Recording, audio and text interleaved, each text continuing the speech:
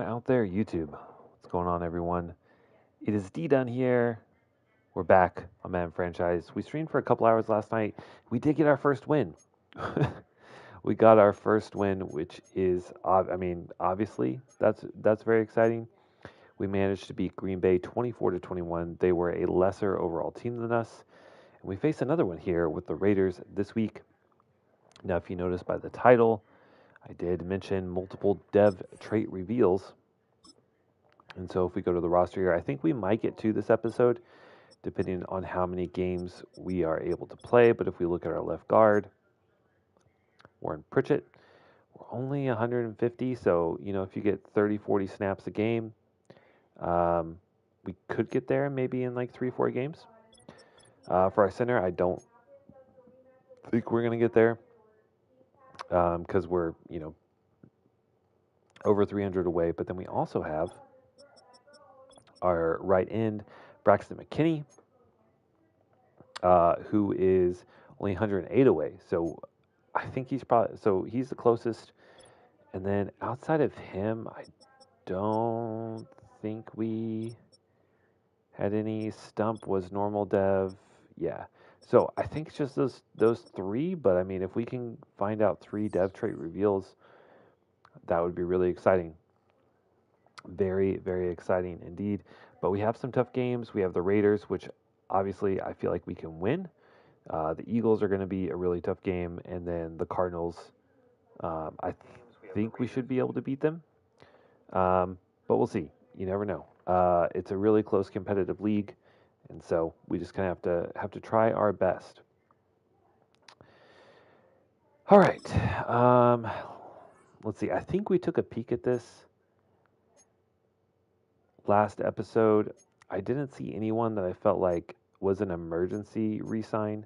So we're probably good there. I think we'll just kind of watch, see how people play. Desmond King is off to a really good start. We might try and get him in on another 1-year deal, but he's also not interested in signing. Maybe if we can start stacking up a few wins, we'll also stack some interest, and then that would translate to saving real dollars for the team because, we're in a little bit of a tough cap space situation with the Daniel Jones contract. But let's start this episode talking to the media. Head coach Jeff Saturday is going to be taking the podium. And what does the press want to ask today? Let's talk about Daniel Jones and how he's played to this point. I haven't looked at his stats. In your opinion, what has he done well so far this season? This actually sucks. I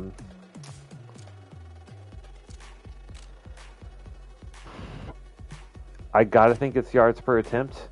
We've been chucking the ball a lot. Malik Neighbors averages like 26. And the reporter says he has been impressive as far as that stat goes. Who deserves credit for how he's played so far?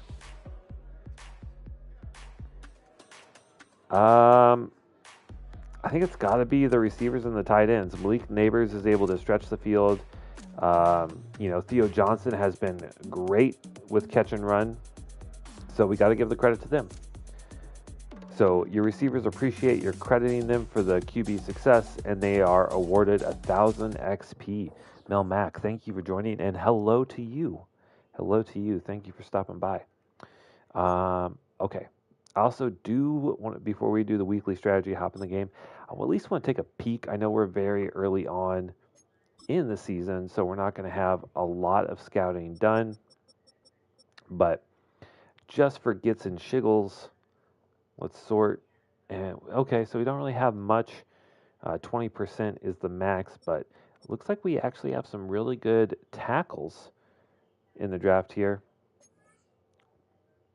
Isaac Bowman looks really good. A lot of great to elites in there. He could be, an elite generational talent. And then, of course, we have to sort again. It doesn't save your sorting. Then we have right tackle, Charles Frazier. Okay. Not as many kind of great to elite physical features, but A, impact block, B, run block. Maybe you get that super strong, right tackle dominating the run game.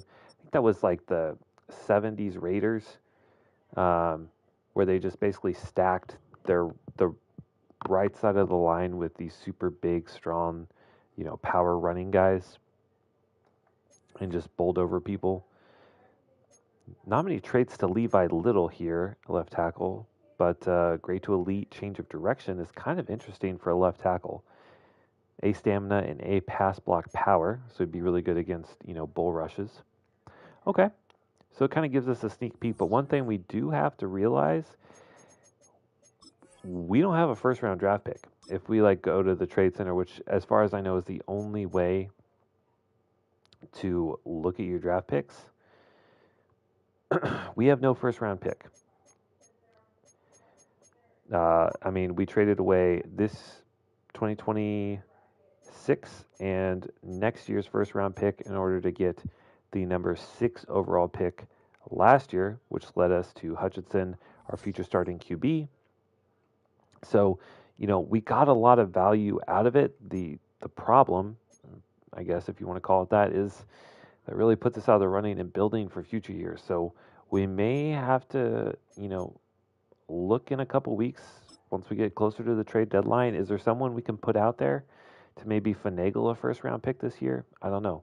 We will see. But what is going to be our defensive game plan? Now, the Raiders are 0-3. They have Jalen Warren. He's 84 overall, as we got Vieira coming in hot as usual. Surprise, Vieira, you were not the first one here. That is not a diss on you, my friend. You were here very timely, and I appreciate you stopping by. I did check out your channel, by the way. I know we talked about that last night. I like your shorts. I like the little clips. I appreciate you shouting me out. And anyone watching this video, check out Vieira. Post some Call of Duty content on there from Portugal, so you get a little different taste of some content from a different area. I think you guys will like it. Okay, so what do we do?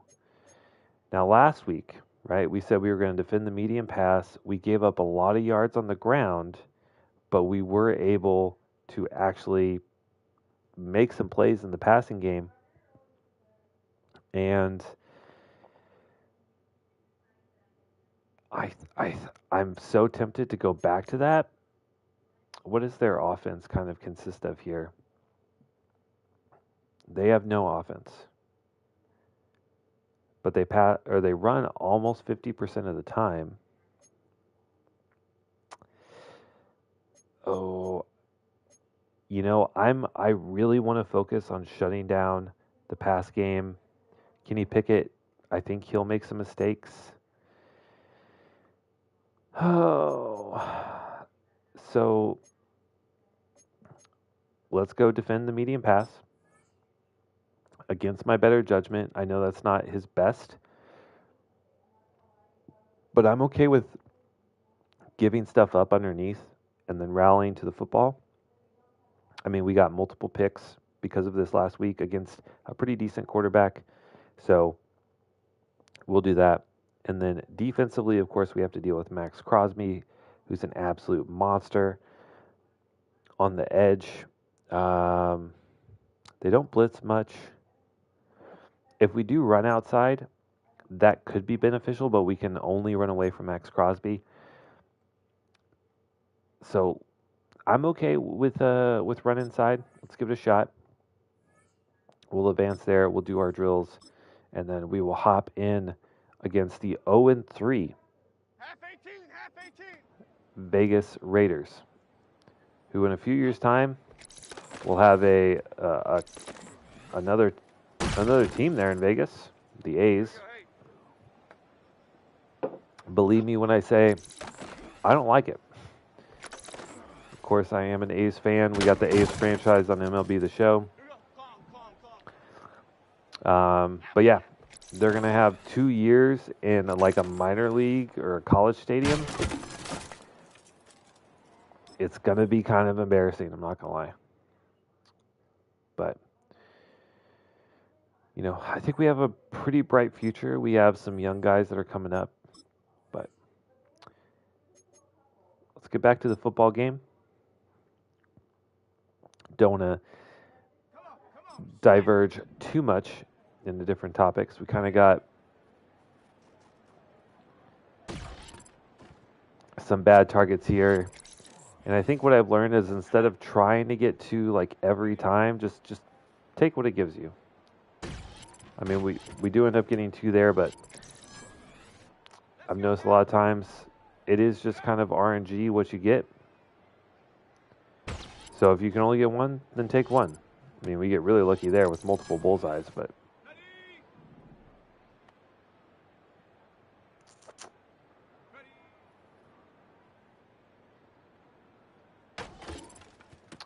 did have a little bit of bad news. I am on, I guess really not that early, but did have a little bit of bad news here in the D-Dun household. We had a water line break to the house, and we are looking at a $4,000 repair. So that's unfortunate. Not a huge fan of paying $4,000, but you know, that's life. So thought it'd be nice to hop on, maybe play some games, just relax. Really good pass there, and we do get gold. But I'm looking to get revenge. I would love to have a blowout win, which we really haven't had this entire franchise. Granted, we're only one season in, but we haven't had like, I mean, we've only had 3 wins in a season plus, and none of those were a blowout. I would love just like a really good, complete game from the team.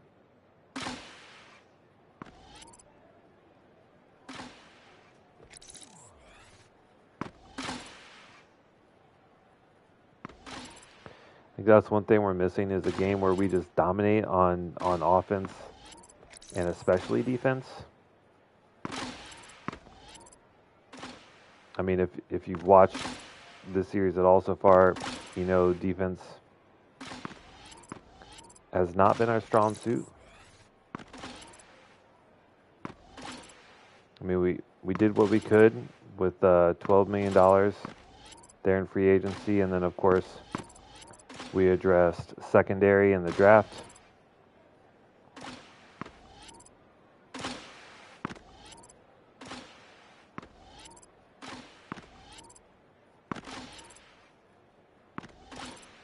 And look at Pritchett go, man. That was a top tier gold in that drill.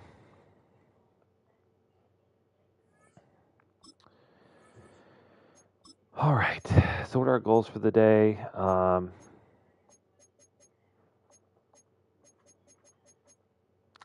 think 2 passing touchdowns is very doable. Well, less than 30 points. Let's try and get 200 plus yards of offense, and 15 first downs seems doable. Let's go ahead and start training. If all goes well, we'll come out of here with no injuries, and we'll be taking on another lesser skilled, at least in terms of rating, lesser skilled opponent. I saw they had Kenny Pickett. Seems kind of weird, but I could actually see that happening in real life. If you saw yesterday, Coach Mike Tomlin officially named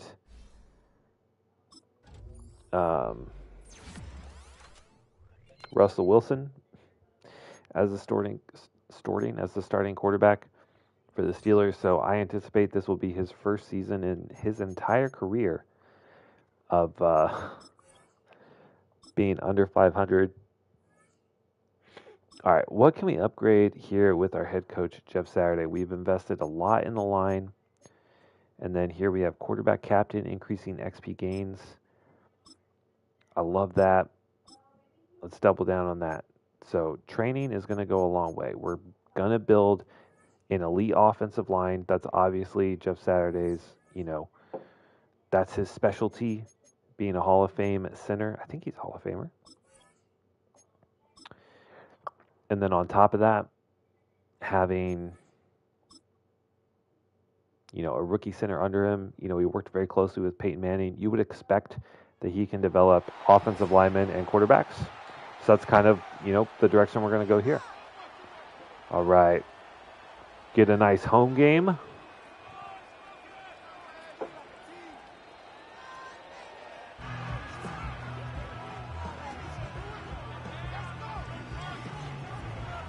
It's funny, actually, the Raiders, of course, renowned for their fan base, and especially the characters that they have in the black hole.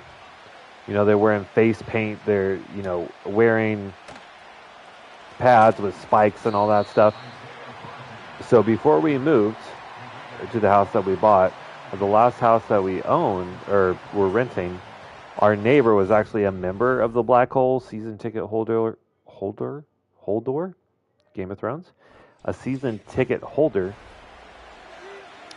And I got to meet some of the guys that you see on TV. It was a really cool, amazing group of guys. And I forgot to change the depth chart again. I am the worst head coach of all time. Ojolari. Did I not forget?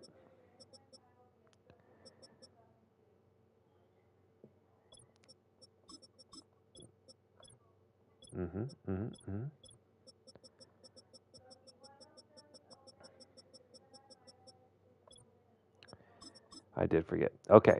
I gotta have some sort of memory. All right, so we do go on the ground this time. You saw last time when we committed to the, defending the medium pass, that our run defense was absolutely atrocious. But a good start to this game.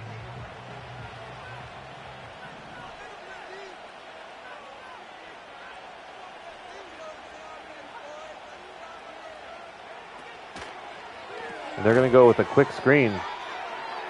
We are right there with the now 1-year pro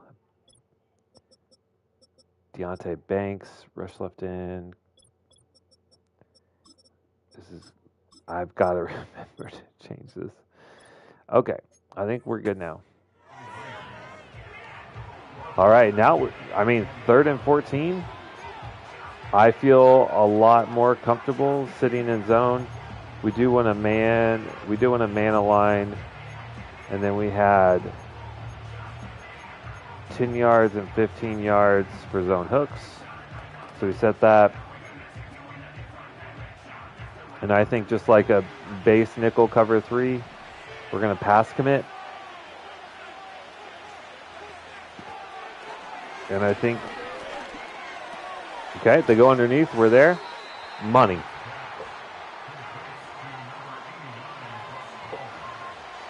So, not facing an elite offense by any means. But, our defense gets a stop. We're going to call a fair catch there. And let's see what we can do.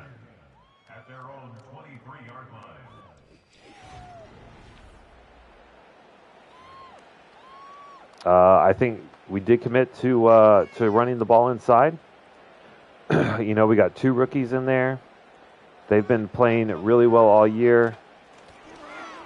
And we got the speedy Kenye Nwangwu. There we go.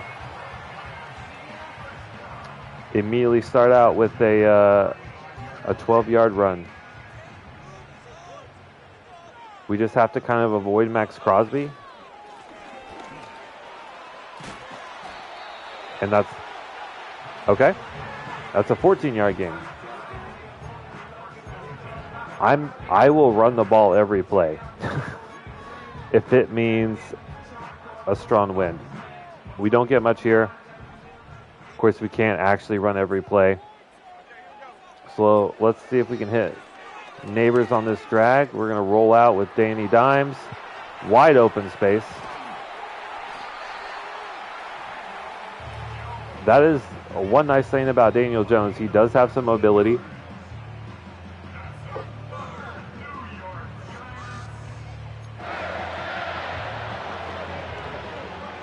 And we're going to go back to the ground and pound. 2 rushes for 25 yards so far. Big hole there. Oh, God, and a big hit on Kenye Nwangwu in the hole. He's already at, oh, wait, that was last week. I was like, already at 84 yards. No way. I mean, 2nd and 5. This is a pretty good time for, a little bootleg. Could have Slayton over the top. We got him. It's just that's a terrible throw from Daniel Jones on the run, but a great adjustment by Darius Slayton. And we're going to come out in a run look. They have really no one in the box, and that's a walk-in touchdown for Kenye. We make a stop on defense, and then we immediately drive down and score a touchdown. Dare I say, I'm happy. I'm happy. 6 plays, 77 yards in just under 2 minutes and 40 seconds. That's a good drive. Ground game was working, which ended in a touchdown. That also led us to a very strong play action pass game. And let's see if our defense can step up again. We'll come out in a cover 2.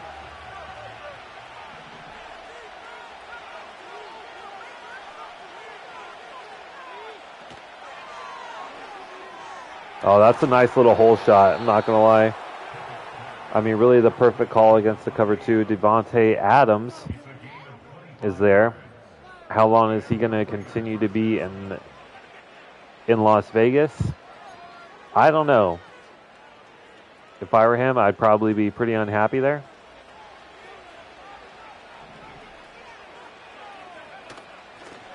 All right, it's going to be a run there. Short. And yeah, the Raiders, from what I'm seeing of their roster thus far, did not make many improvements in the offseason.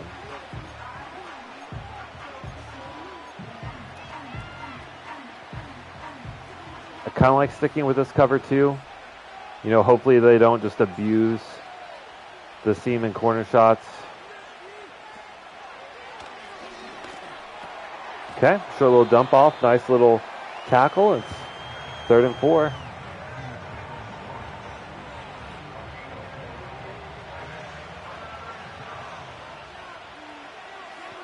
I think we're safe to pass commit in this spot. And we get a bad throw from Kenny Pickett at the foot of the wide receiver. And the Raiders are forced to punt from their own 44. If I were them, I would honestly consider going for it. You're already 0-3 on the season. You're in your own, your own half of the field. Just go for it. All right, you already know we committed to the ground and pound game. That's exactly what we're going to do. A little bit of power football out of the G-men. We actually stopped up there. Only a gain of 2.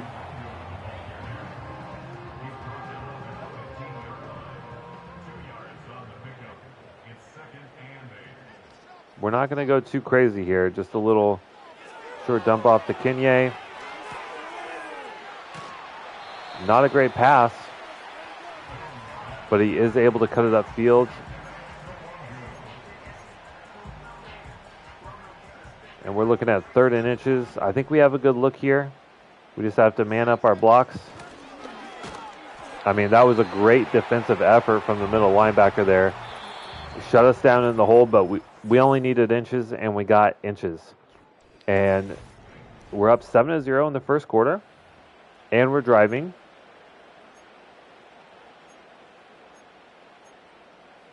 Feels good. Feels very good.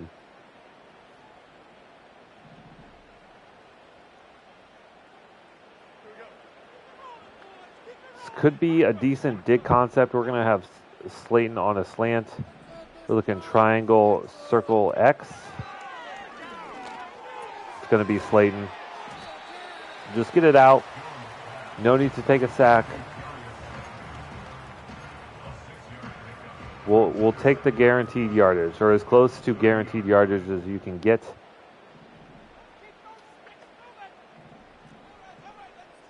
Ooh, I like this. I like this.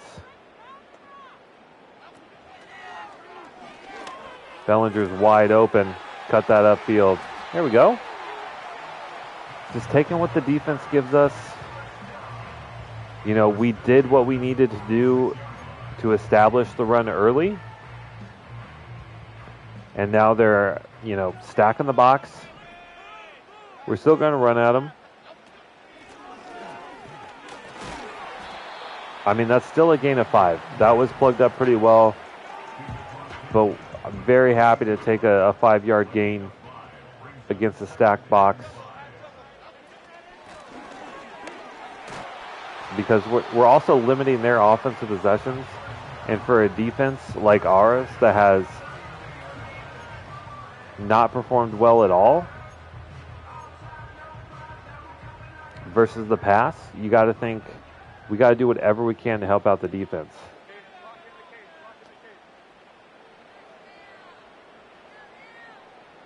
I have no idea what that corner and safety on the right side is doing. We'll play action. Really didn't have anything really that open. So unfortunately take a sack.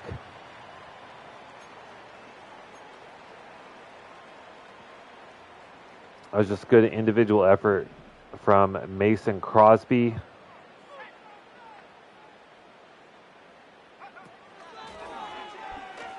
The whole shot. Oh my. I thought for sure that was going to be a pick. In fact, I don't know how that wasn't a pick. I want to hit the instant replay here. So I thought he had position. He did not, because he got... So right here, he gets bumped by the linebacker. That takes him out of position. The corner is just sitting here, and this looks like a New York Giants corner right here. He goes for the catch, and it just misses his hands. Goes right over the top of his hands. Our guy makes the grab. It's not a good throw, but it works.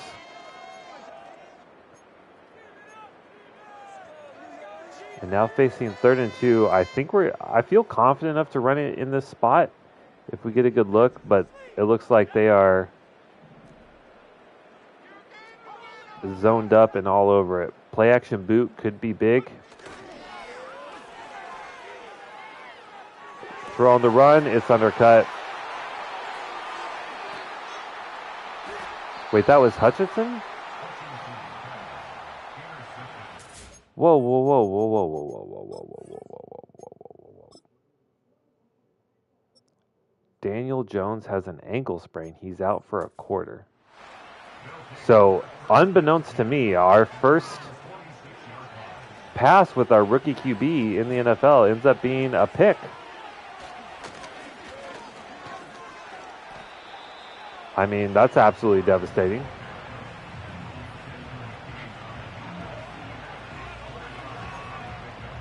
I wish I would have been aware of that, because a play-action boot is not what you want for, you know, a strong-arm pocket passer like Hutchinson. Get there, Ojala. Oh, my God. Multiple broken tackles. We had him in the backfield. We don't make it. Stucker, what up, buddy? Appreciate you hopping in. Trying to win our second game of the season.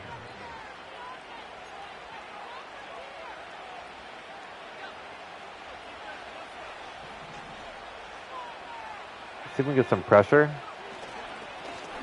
I mean, Kenny Pickett, not an elite QB. A little bit of pressure, I think, goes a long way.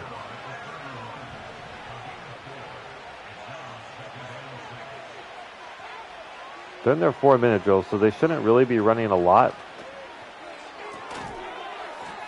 Brock Bowers, I think that is, with the reception. And Newbin is all over it. Now we got 3rd and 5. Actually do like a man look here in dollar. A lot of DBs on the field. Your nickname is Kenny Pickett? I don't know if that's a great nickname to have, my friend. Is there a reason for that?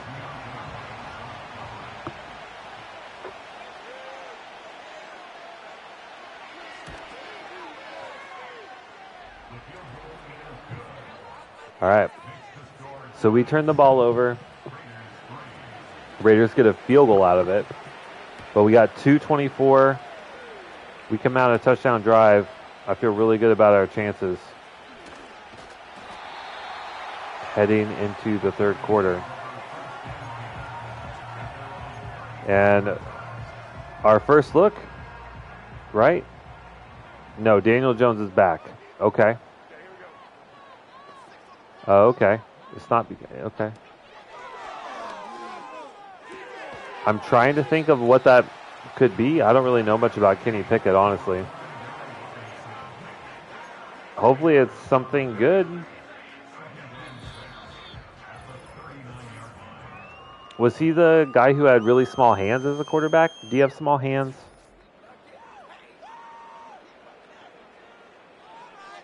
Is that? All right, so let's get Slayton on a drag. I mean, single high safety, probably cover 3. Neighbors up the slot. Could be. I mean, we had one-on-one, but Max Crosby comes in, lights up Daniel Jones. And that is now 3rd and 6. I mean, this is not a bad play for that. We just have to hope with Max Crosby in the zone.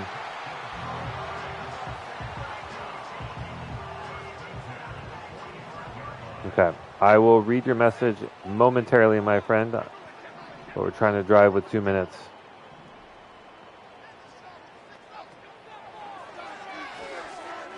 Oh man, we're cooked here. But look at all this wide open space for Danny Dimes. We're gonna run out of bounds.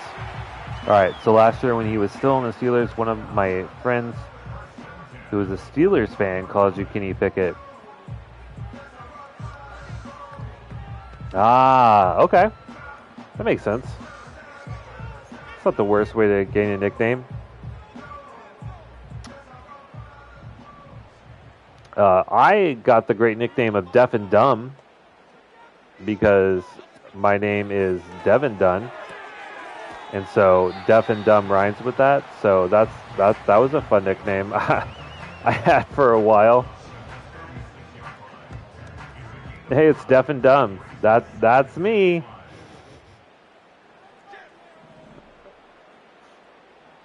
It certainly wasn't malicious by any means. But oh my God, run, Danny, run!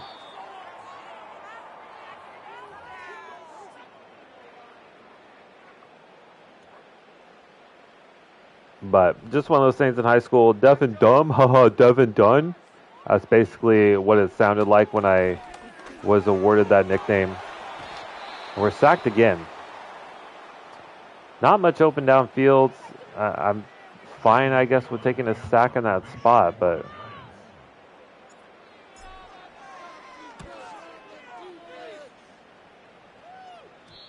I mean, if the Raiders are good at anything, I guess it would be creating pressure.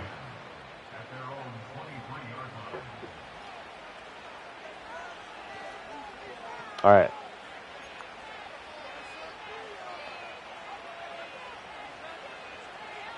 See what we can do here. We will pass commit. They got 1 minute and 12 seconds, only one timeout. Oh, there's Brock Bowers again.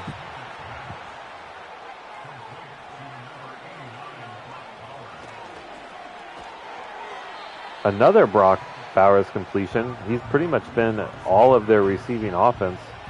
They're down to only 38 seconds to throw to Devontae Adams over the middle. Now down to 30 seconds. They have yet to call a timeout.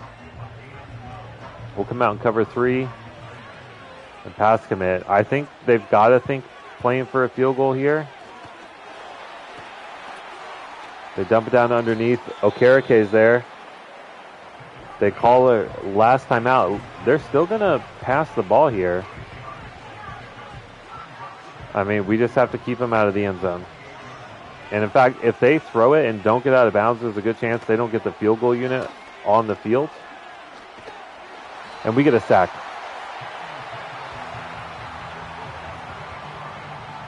That's the rookie McKinney on the sack. And that might be the end. Nope. Okay. Clock's running. And there's McKinney again. Back-to-back sacks for the rookie.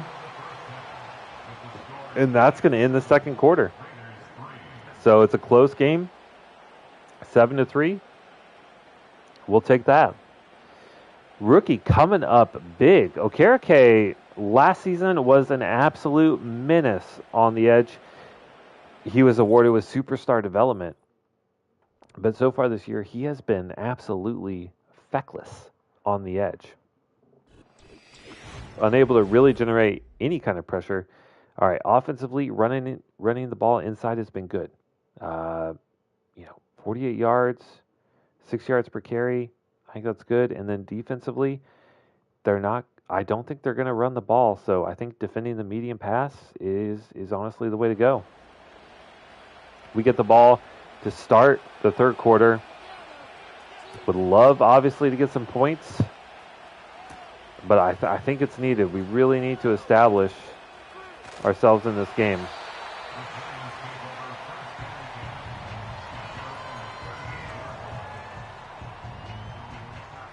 We've only had one turnover, and it was actually from the rookie. He came in for like one play.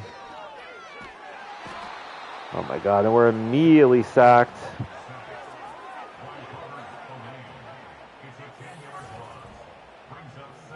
Roberts Spillane on the play, and then I'm trying to skip that, and then we end up calling a play.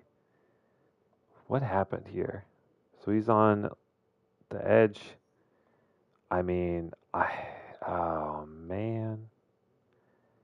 Theo Johnson, our tight end, he literally doesn't do anything. You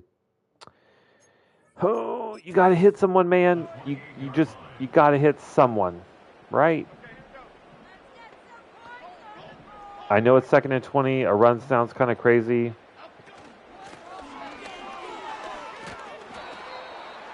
Oh my God.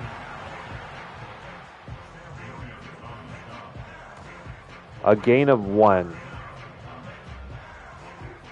Okay. I know going for a run there was kind of crazy. But I don't mind it, honestly. Let's go for a corner with Slayton. A post with Neighbors. And we're sacked again. Who blew it here? I mean, we have the right end double teams. He just breaks through, and then our guards beat.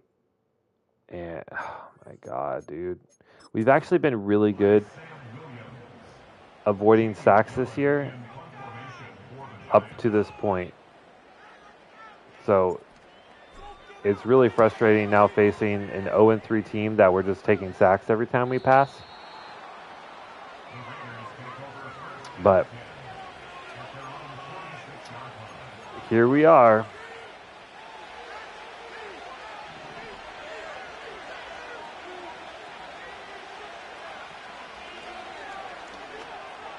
A little pass out to the flat. We're there. If that's their passing game, okay, fine. I don't think that's going to get them very far in the game. If that is the best they have.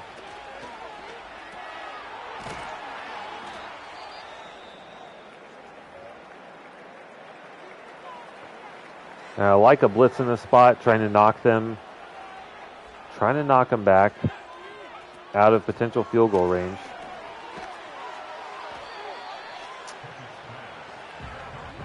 I mean, we've only allowed 100 yards through a quarter, or through a half,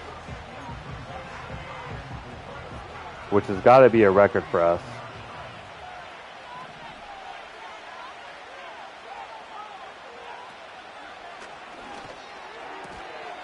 I mean, we're all over that. That's just a good catch in traffic.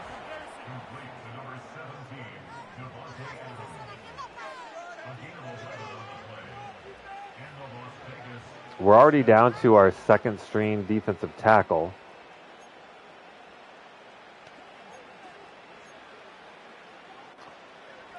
We actually have an injury to our second string. We're going to leave him in.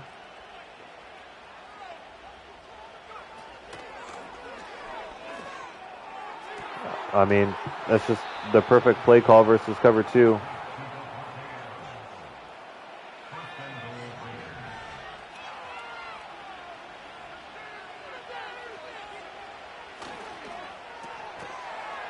I mean, I asked the corner to shade inside. He still gets beat. What are you going to do? So Raiders take a 3-point lead.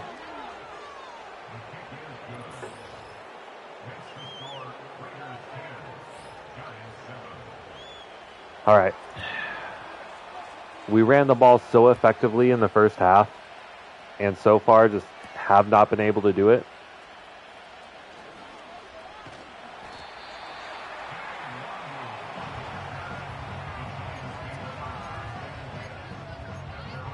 And our offensive coordinator just doesn't want us to run the ball, apparently. We're just going to force it. Stack box.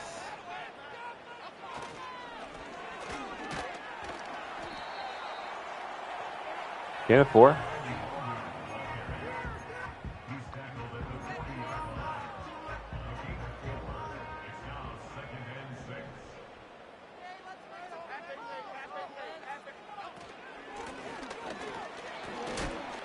Holy cow, Kenya gets absolutely blown up. But I'll take it because he got blown up for a gain of a few. If they want to hit him and knock him towards the first down marker, that's fine with me. We're going to go right back to it. That's first down. That's all I want. That's all I need. Eventually,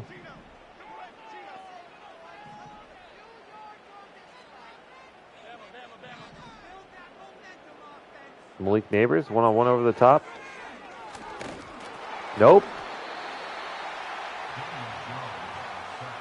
God, dude, it's a sack fumble. Like, what are we doing? Is this like some sort of exotic blitz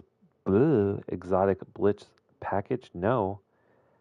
It's just their defensive tackles swimming out of a double team. Like, we can't even be one-on-one on the line, let alone a double team.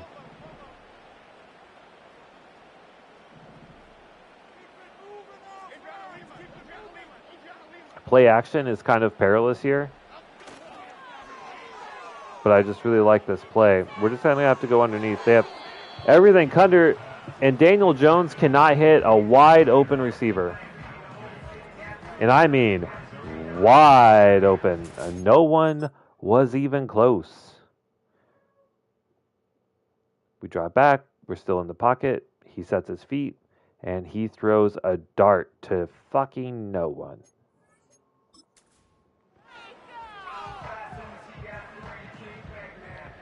Now facing third down and 20.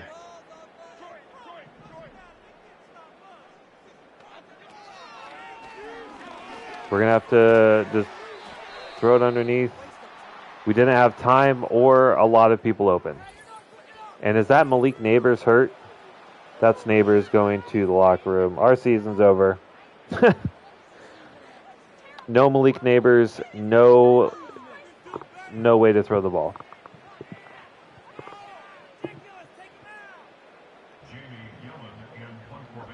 Oh, my heart hurts, man. My heart hurts. A decent punt out at the 18. And he has a dislocated shoulder, okay? Darius Slayton is out. So we're now on to our third, fourth, and fifth string wide receivers.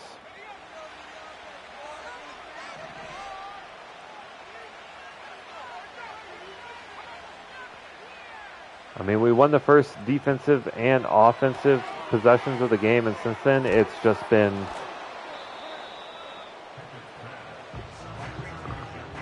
I don't even know what to say. Like, what would you call that? Runyon's out again. He's constantly out. We've just been flailing. I think that's a good way to put it. We have been flailing on both offense and defense. Can't protect the quarterback. Can't run the ball. And then on defense, I mean, we've been okay. But, you know, we give up a touchdown. Give up the lead. Someone's got to step up. Pretty pleased with sugar on top. Someone step up.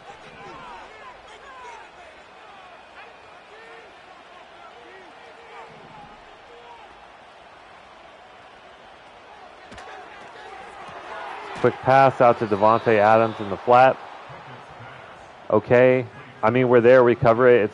It's a quick first down. But, I mean, if you want to throw 2-yard passes, I guess.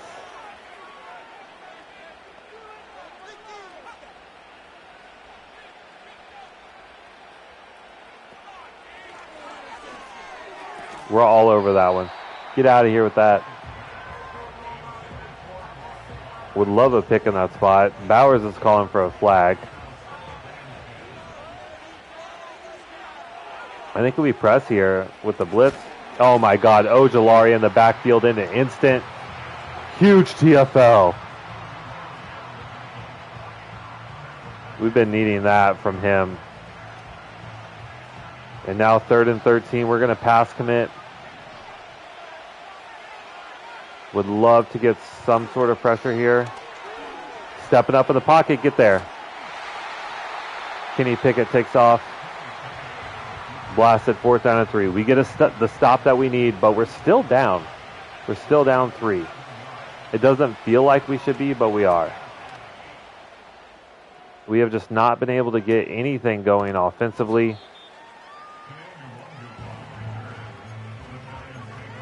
The run game has been shut down. And you know what that means? Daniel Jones? Question mark?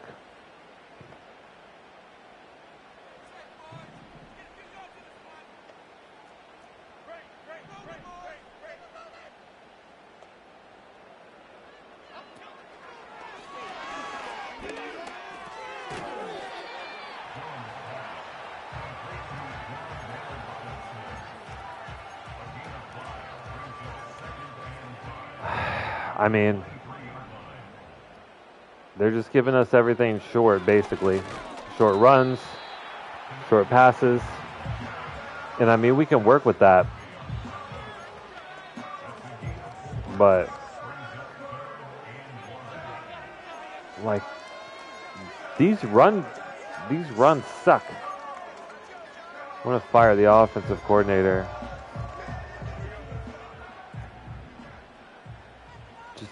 Give me inside zone. Just give me a straight inside zone. That's all I want.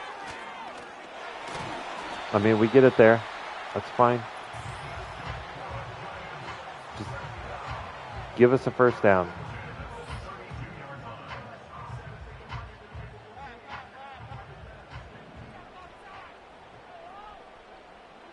Do we dare try an outside run?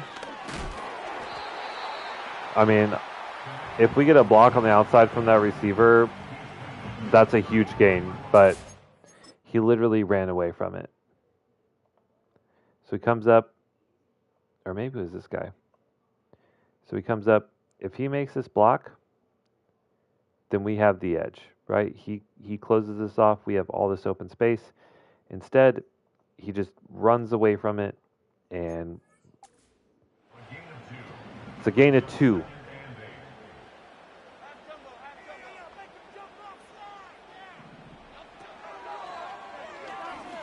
Someone's got to get open. No one does. We'll take off with Danny Jones.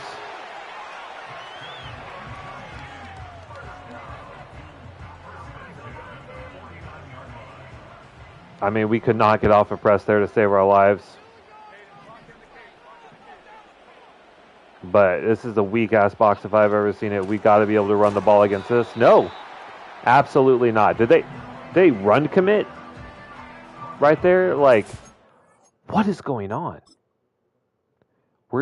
Our game plan is even run the ball inside.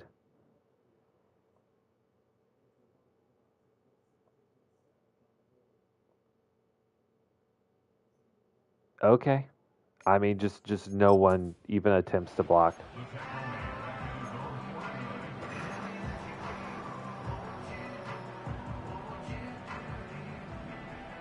All right. We have a press on Slayton.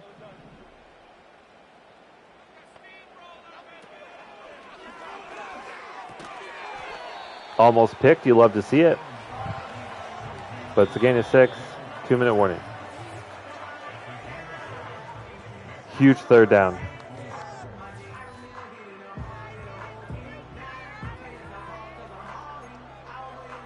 What's going to get us 4 yards?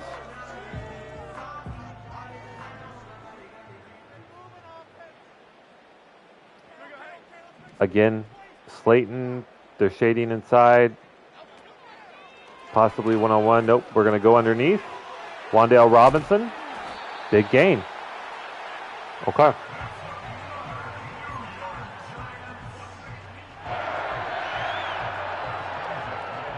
We're going to take off the play action on this. It's just, it takes too long to develop with the play action. It's going to be Theo underneath. Took a gain of 5.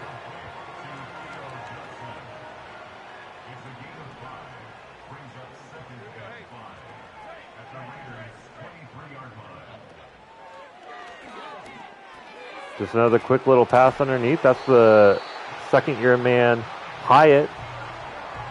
Our number 1 and number 2 wide receivers are out for this game.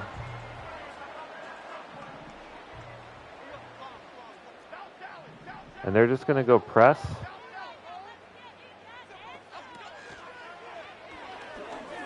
Daniel Jones, run. Run, Denny, run! Run, Denny, run! Touchdown! You know Wan'Dale Robinson? Stucker, you're kidding, right? You're friends with Wan'Dale Robinson?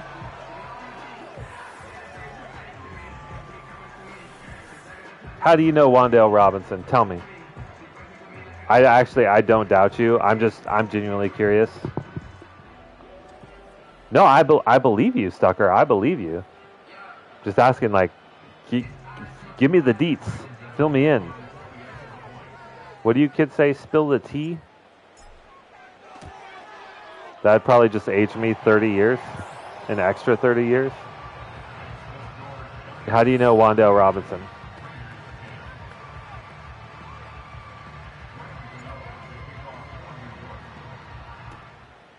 Did you beat his ass up in high school?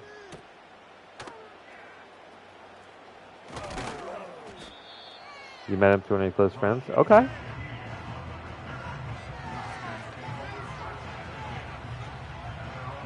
All right, touchdown to win for the Raiders. 51 seconds, 3 timeouts. I think I'm okay with going zone here.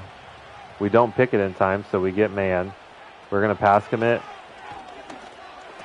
Oh, Oh, that was so close to a pick. Okay, okay. Your friend played youth football with him? That's pretty cool. In college, I had a crush on a girl who was dating like a millionaire pop star. Does that count? Oh yeah, I mean I would too, to be fair. Ojulari, get there. Yes, sir. Ojulari with a huge sack. 23 seconds. Las Vegas has yet to call a timeout.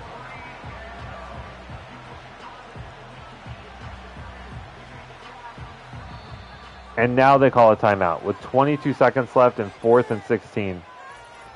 I mean, if I were your friend, I would say that all the time. I would introduce myself. Hello, my name is Friend of Stucker, and I tackled an NFL player once.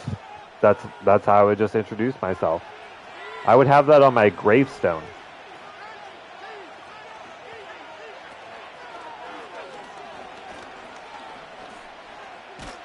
Ojulari, back-to-back sacks. The Giants take over, and we come out in victory formation. My brothers,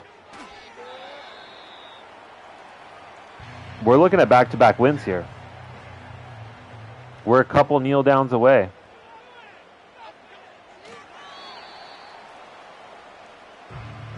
But yeah, there was a girl in college. We had some classes together, and we were friends outside of class. But I had the biggest crush on her.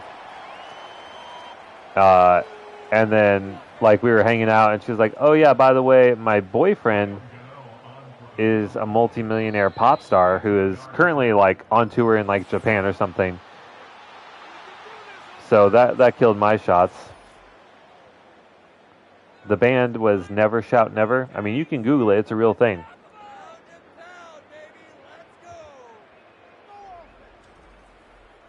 But that's the closest I really have come to like knowing a celebrity, I guess. I passed John Lithgow in the street one time in New York. So there's that. All right. But here in fake life, we win back-to-back games. Let's check out the stats. What got us there? Kenny Pickett, 17 of 21. So 80% completion percentage is not bad. But they were content to throw it 2 yards at a time. So they only gained 150 yards total. Daniel Jones didn't light it up, but 86% completion percentage and 121 yards through the air. Hutchinson came in, and I didn't even know it. He went 1 for 2 with a pick, so that's not ideal, but I also had no idea. So I don't know if that has anything to do with it, but I don't know, take it what you will.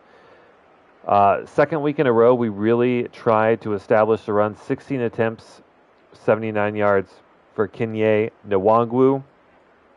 I mean, 4 broken tackles, 24 yards after contact is pretty good. Daniel Jones had 7 for 59 as well. Good to see his mobility. Kenny Pickett, or Jaylen Warren, only 1.4 yards on the ground. Kenny Pickett, 5.6. And then Zamir White, a little bit, had 1 rush for 15. Receiving for us, Malik Neighbors was injured. I don't know how long he's going to be out for. Darius Slayton was injured, out for like a quarter, I think. So, backup wide receivers couldn't really get open. We had Theo Johnson for a few, but not a great time through the air. Offensively, though, we gave up 4, 5, 6, 7, 8 sacks. Oh, wait, that's both teams. But still, 5 sacks is not good, plus pressures. I mean, the Raiders, they are good at creating pressure. They have one of the best pass rushers in the league. And again, going with the defensive focus of defending the medium pass, heavy emphasis on our secondary. So Michael Carter led the way with 4 total tackles. Ojulari finally showed up today, 2 TFLs and a sack. 2 TFLs and 2 sacks for Braxton McKinney, the rookie. Hopefully we'll see his dev trait soon, and a TFL for Banks as well.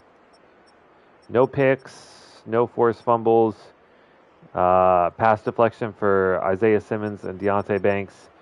So not like an amazing game defensively, but I mean we held a bad offensive team to 10 points. Like that's what you're supposed to do. Like if you face a bad offensive team, they should only be scoring, maybe 14 or less points.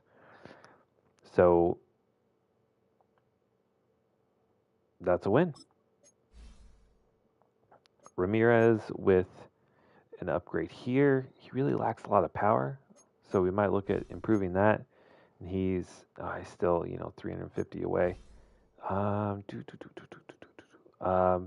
Till we get to power, let's just really focus on getting him good or getting him great at one thing before we try and make him okay at multiple things. So +2 to pass block and +2 to run block is very good. So getting close to the 80s on those. Granted, still a rookie. Got a lot of time to develop, but that's back-to-back wins. We are now 2-2. We have already in 4 games met our win total of last year. But next week's going to be tough. We face off against the Eagles.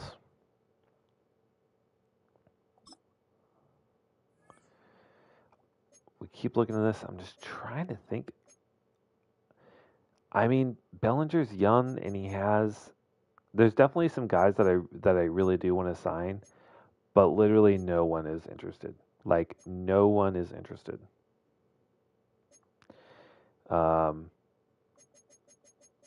So I think I'm gonna wait. We're gonna try and see if maybe winning some games, helps out the situation here. But we have a defensive line breakout challenge. That's got to be our rookie defensive end who had 2 sacks last week. All right, so defensive coordinator Thomas Quinn says, "What's up, coach? I think we have a prime talent with Braxton McKinney. I want to see how he does rushing the passer. Is that okay with you?" 2 sacks. It's going to be tough, but that's probably his best opportunity. And that is what we want. We want him to pressure the passer. All right. Here's the thing. Here is the thing. If we go to Braxton McKinney, he has hidden dev. He's also a 75 plus overall, and he doesn't have any. And we haven't seen anything saying that he's unlocked any superstar abilities.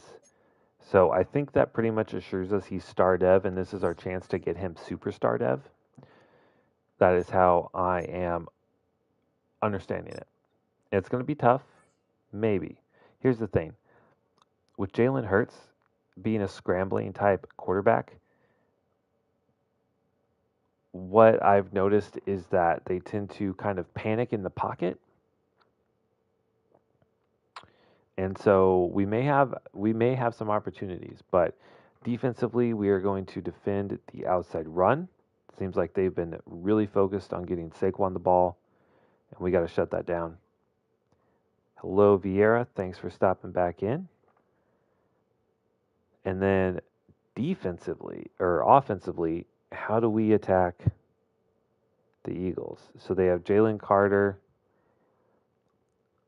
very good defensive tackle. They are only 17th against the run, but they're even worse against the pass. Do they blitz a lot? 35% of the time they blitz. Throw it short. Better short routes. Double moves off of coverage, but faster pocket degradation. Like to me, that just seems like a terrible idea. Like that just seems like we're signing ourselves up for a bunch of sacks.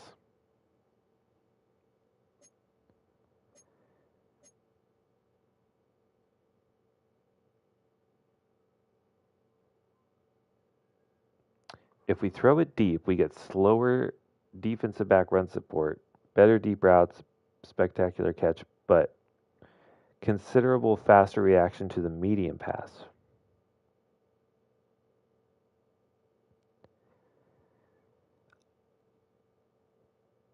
Mm, I just don't like any of those things. So let's try and continue with what we've done the first few weeks, which has worked, which is running the football. We're averaging, 5+ yards a carry.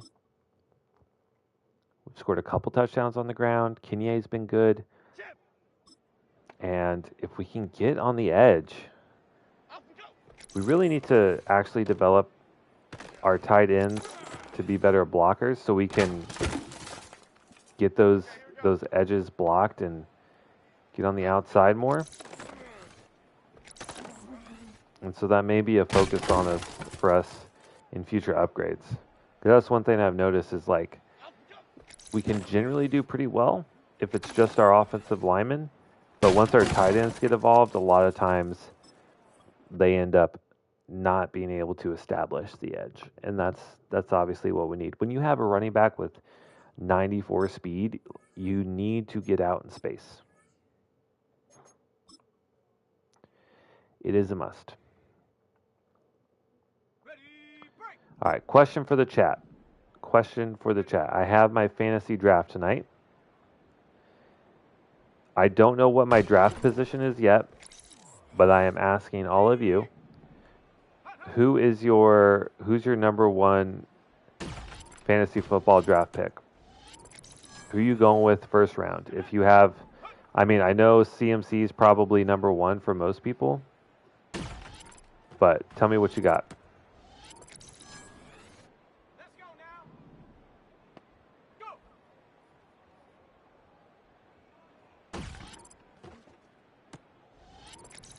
My thought is to kind of go, actually, kind of want to stack with Texans. I like CJ Stroud. I like Tank Dell. Maybe Stephon Diggs.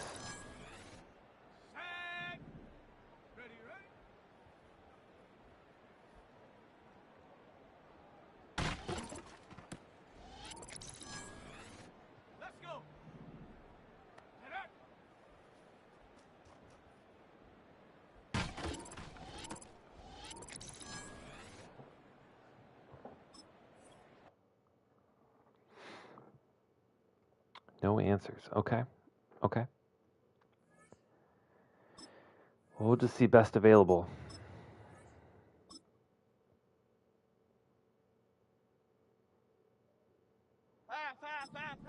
But gonna smoke some wings.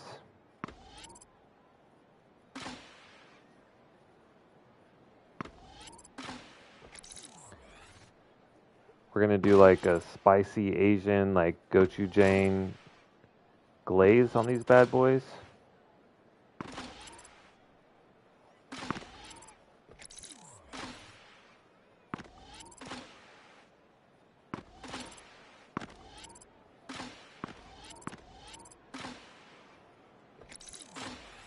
I think they're gonna be good.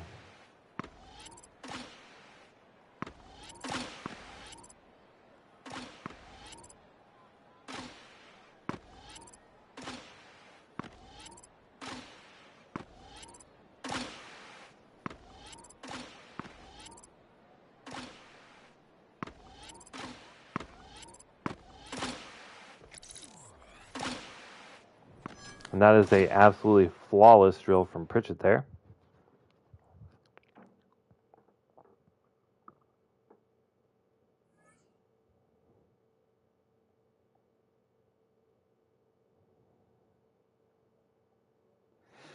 Okay.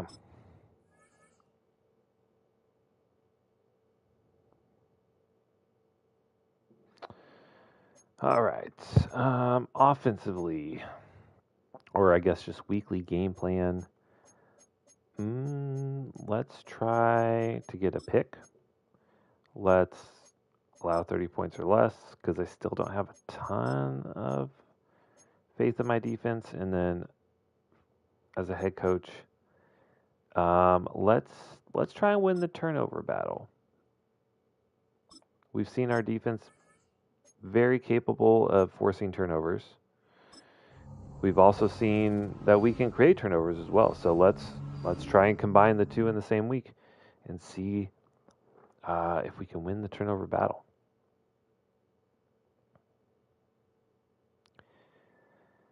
Defensively, no injuries. You'll love to see it. Offensively,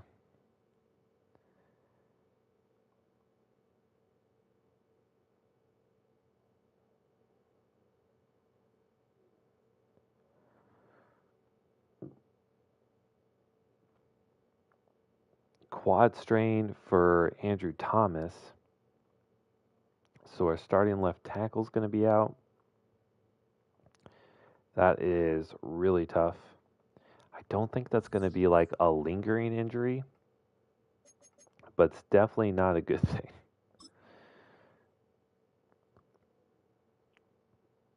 All right. Ooh, lots of upgrades here. All right. So Michael Carter the second. Continue to upgrade man to man. That is our focus +2 to man. So he's up to an 85. Man, I want to be like a lockdown man to man blitz kind of a team. Aziz Ojolari, continues speed rusher. I want him to have like 99 finesse moves, but we get +4 to block shedding and +2 to finesse moves.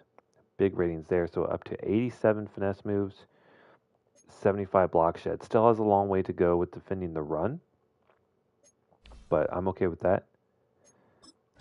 Let's try and get Warren Pritchett up into this agile scheme fit. Lead block, pass block up by 1. Those are big. I like that.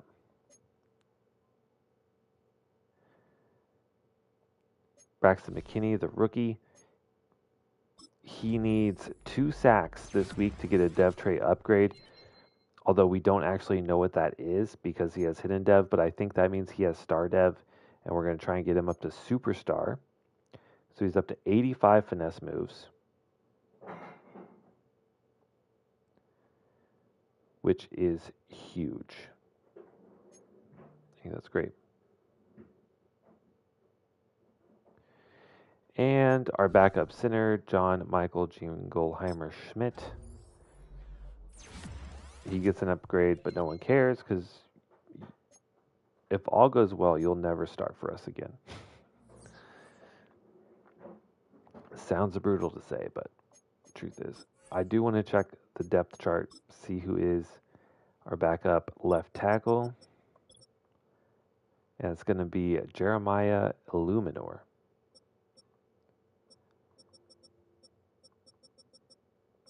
74 pass block, 79 run block. Okay. I mean, we can work with that at the very least. There's also a good chance we could be facing a lot of pressure. But it's not the worst. All right, so Eagles, better overall, better offense, but we actually have a slightly better defense and a better record. So I think we could be in this one. I think we could be in this one. Oh, okay. Well, the game's stupid and thinks that we must have X amount of like specifically left tackles. So let's take Illuminor. He's going to be starting over there anyway. We'll just edit him to be a left tackle. This is just something you're not going to see in the NFL. They're not going to be like, oh, you don't have enough left tackles. No, because offensive linemen change positions all the damn time. It's just what it is. I don't want to say that they're directly interchangeable because they're not. but it's definitely not uncommon to see, especially with injuries, to see a tackle move to guard or a guard move to center. Okay, just wanted to make sure he is still starting. Oh my God. And I finally remembered to change the depth chart for the other positions. So we went Kenye Nwangwu starting at running back.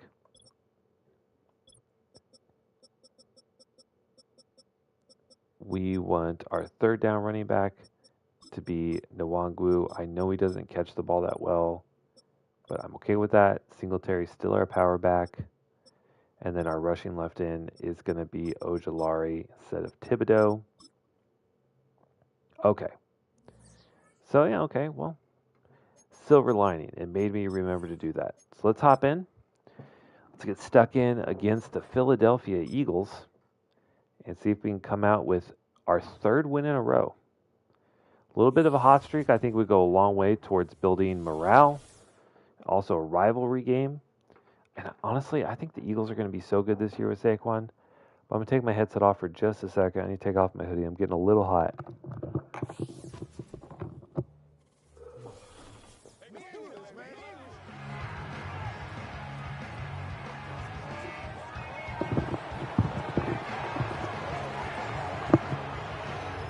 All right.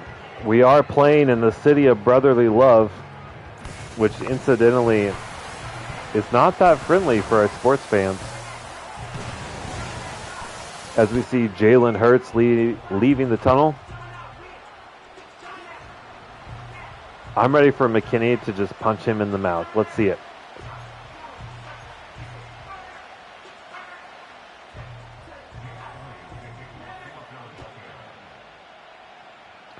Here we go. We get the ball first. Wan'Dale Robinson receives.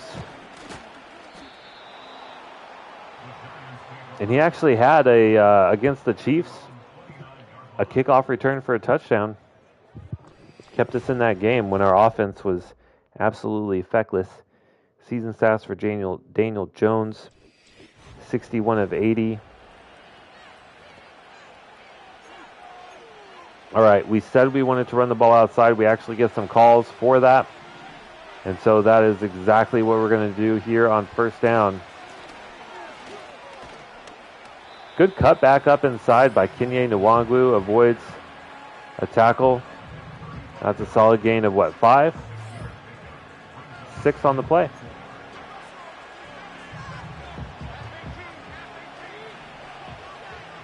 I think we really have to focus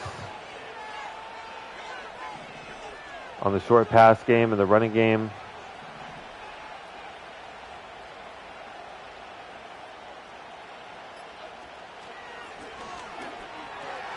It's going to be Malik Neighbors back in action after a little bit of an injury last week, took him out. So good to see him involved early. Now running off this left side. It's not much there.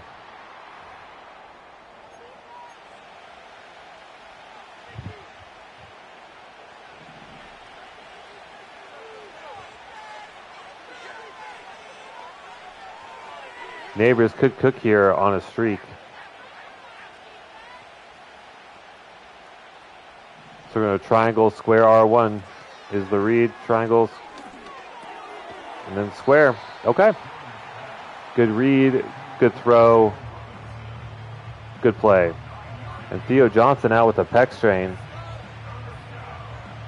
He's been really big for us.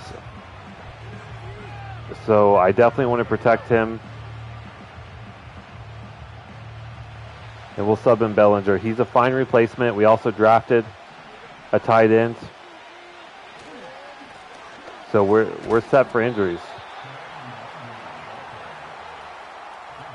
Good play there by Nwangwu, getting us the first down. Now we're going to come back to the wide side of the field, try and get him the ball in space.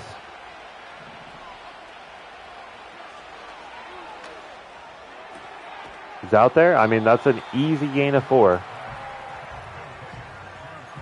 We know Daniel Jones does not have an elite arm, so he's trying to get the ball out quickly.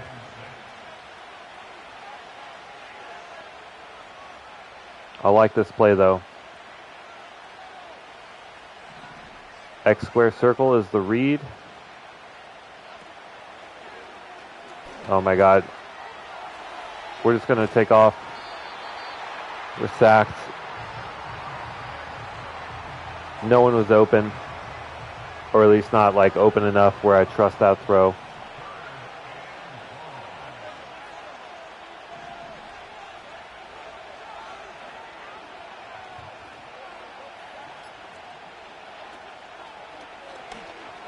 We're just going to throw it underneath.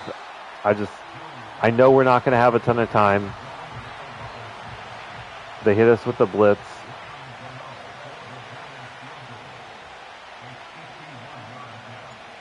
When we miss it. Oh my God. Missed it so bad. I don't understand why kicking is... Like, it's not difficult. It just, for some reason, plays difficult. That probably won't make any sense unless you've actually played the game, but I feel like if it's like practice mode, I nail every one, but for some reason just in the game, it does not work. So we're trying to get 2 sacks with McKinney, right defensive end.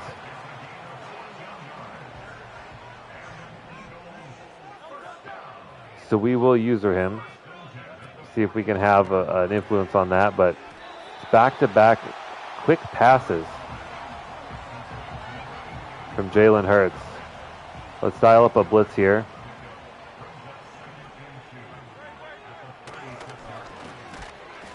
Big hit over the middle, but Devonta Smith holds on.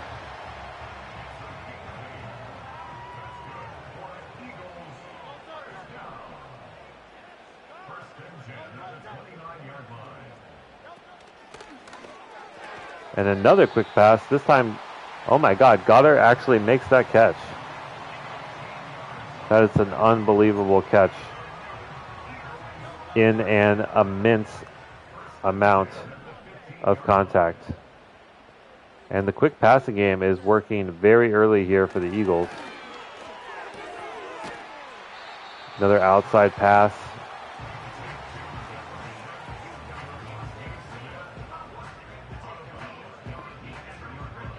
And I mean, we're just throwing all sorts of pressure at him. But you have yet to really apply any sort of pressure. It's going to be a toss off to the right, and we're all over it with Kayvon Thibodeau. Backs him up, but we do need to make our adjustments.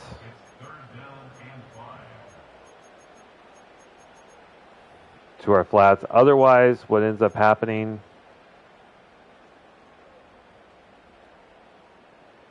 is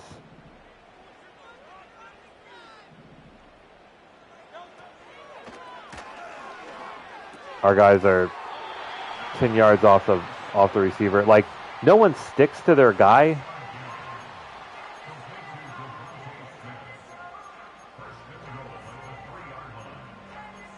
And I don't know if there's a way to change that, like to have guys like, oh, there's a guy in my zone, let me stick to him.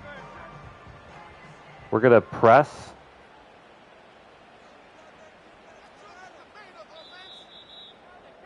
And shade inside, but that's going to be the end of the first quarter.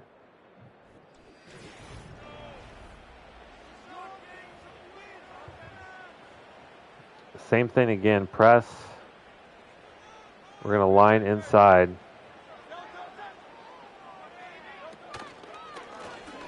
And it's a fake jet sweep, front inside. No one's even close. Okay.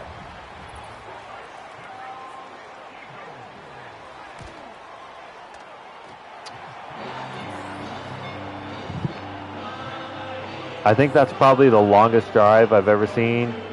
3 minutes and 10 seconds off the clock, which is half a quarter here for us in the game. So good ball control offense. I think we honestly, oh my God, the Wangwu's gone. 94 speed. No one's going to catch him. Touchdown, Giants. I'm just casually chatting, talking. Never mind our running back taking it just right past everyone for a 75-yard touchdown. That's why we went out and signed him last year. You love to see it. Giants score quickly.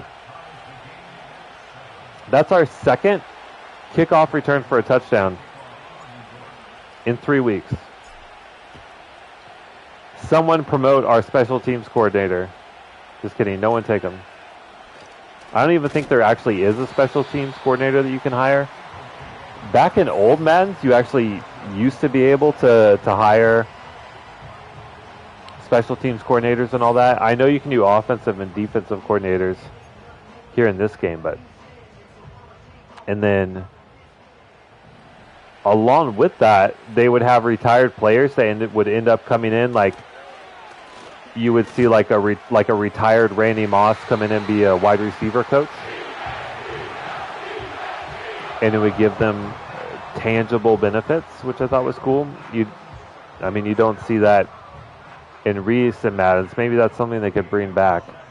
But McKinney still has yet to record a sack in this game. And I mean, the Eagles, I don't think they've maybe thrown 2 passes past 10 yards.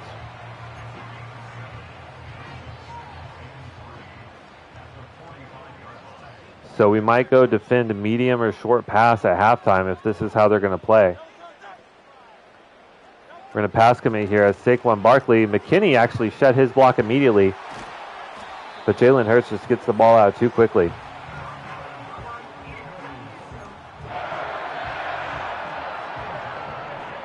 And we're just going to keep blitzing. Like, if they want to do short pass game, we're going to go man blitz. That's fine.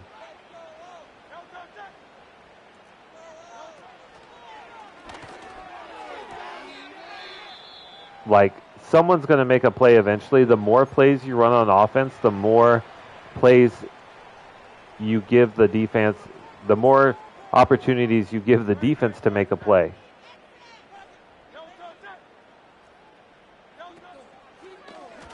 And we're all over him. Jalen Hurts goes down.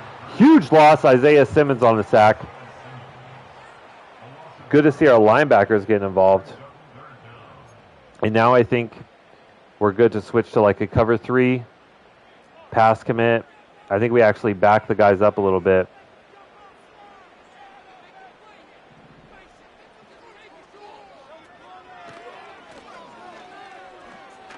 And Jalen Hurts steps up. He's on the run.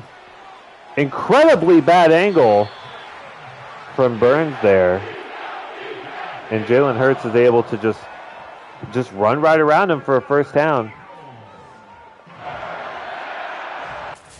What in the world? I mean, I guess that's kind of maybe what you see from a rookie corner. No, here he is. He's right there to make a play, but he just gets caught flat-footed, takes a bad angle, and Jalen Hurts just beats him to the corner.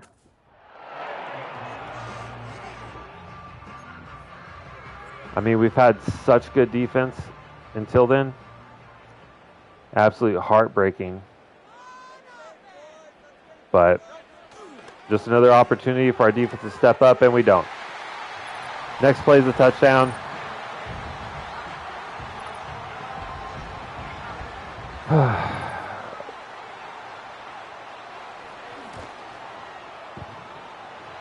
And then this is always fun to see from Madden.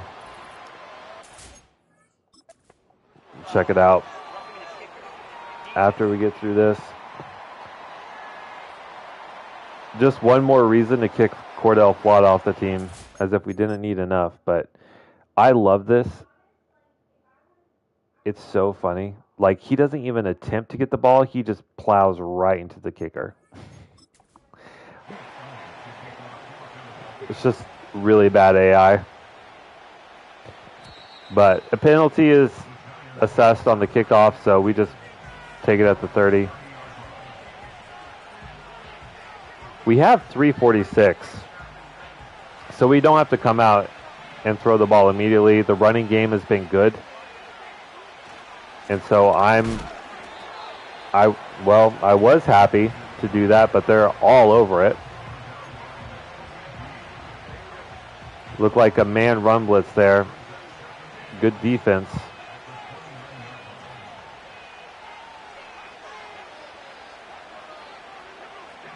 And Slayton on a corner here might be something. It's not. I mean, I knew he was covered, but I just thought maybe I don't know. I mean, everyone was just absolutely plastered here. Where do I go with the football? I mean, when I'm looking at this coming across, he's ahead of the corner safety, whoever that is. And so I think that's kind of like I just kind of got baited into that. But outside of that, maybe I try to throw to Theo Johnson here. I don't know, but I mean that's just good man coverage.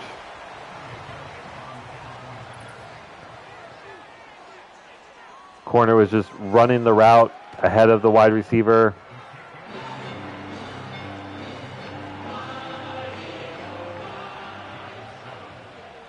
All right. So offensively, we have yet to score.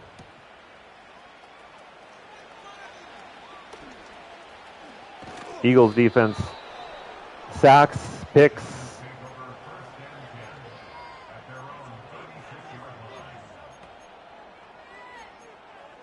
I mean, I still want to come out and try and run the ball. We still have time to do that, too.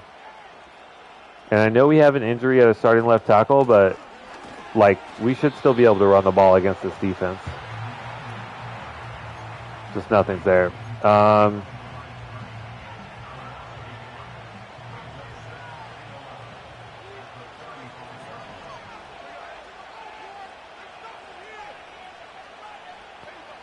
I mean, Johnson could have a huge play, so we're going to go triangle X circle.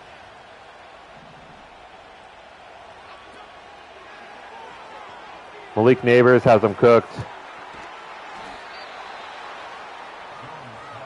Good throw by Daniel Jones. So we read it. We read man over the top, single coverage. It was on a blitz. We get it off in time. That's great.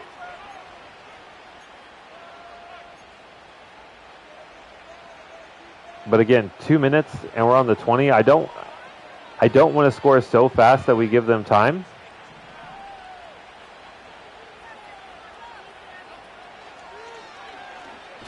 Oh my God. I have now seen this like 4 times and now we just have to audible to a slant. This is not an option. It's supposed to be a dig or not a dig. What do they call it? A zig. It's supposed to be like a zig to a slant, but he just sits on it. And the corner breaks. It's supposed to be a slant. It is not an option route. But I've seen that like 4 times already where it's been turned into an option route and the corner just breaks on it. Like, my own wide receiver is trying to bait me into an interception, and I hate it. Zone coverage. Daniel Jones, tons of space. We're just going to run. I hit the slide button, but he gets absolutely blasted mid-slide. In the actual NFL, that's a flag. In the game, it's a fumble.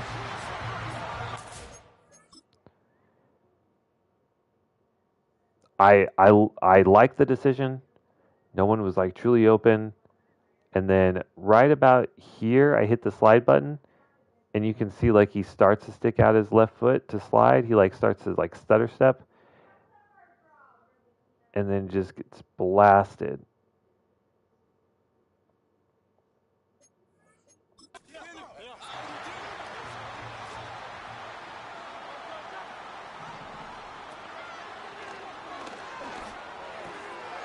All right, we need the defense to step up and make a play.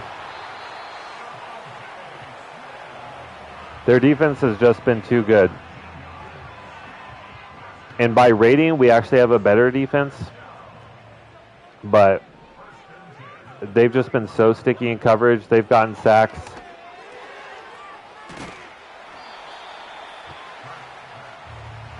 And even though we have committed to running the ball in our game plan, we have been ineffective.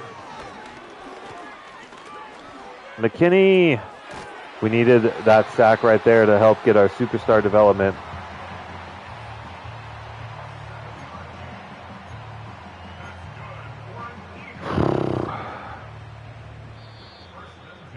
Eagles driving. They call their first time out with 1 minute and 9 seconds left. I do like a cover 2 man here. We'll pass commit.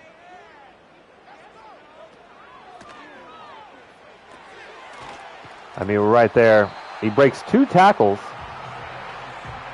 Gain of 12.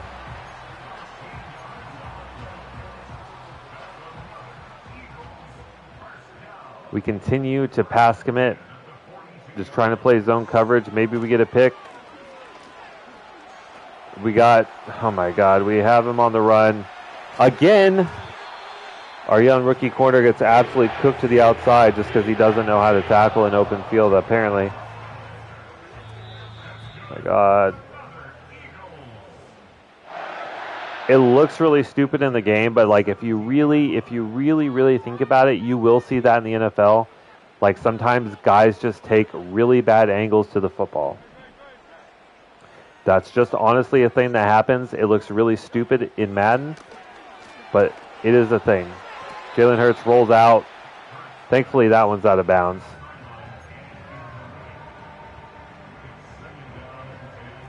But they just get rid of the ball so quickly. We have been incapable of getting pressure, even though we are winning in some spots.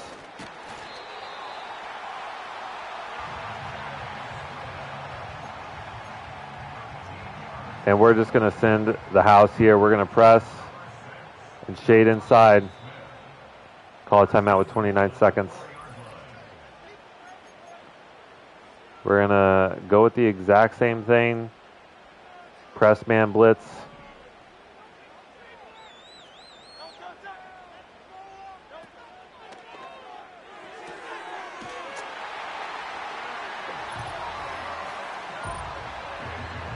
And we're just beat. Saquon Barkley out there running routes. I mean, we had a free defender coming in for the sack, but Jalen Hurts is able to deliver a good ball. We're down by 3 scores in the first half. Our offense has been absolutely worthless. Tough. Our defense, even though they've scored 20 in the first half, they haven't been bad. It's just like Eagles have just constantly just thrown nothing but 5-yard passes. And sometimes those 5 yards turn into 10 yards. But we've got no real pressure, which has been really hard. And this is the play. If you look at Wan'Dale Robinson, that's not an option route. That's supposed to be like a little zig and slant. He half the time does not run the slant. Just saying.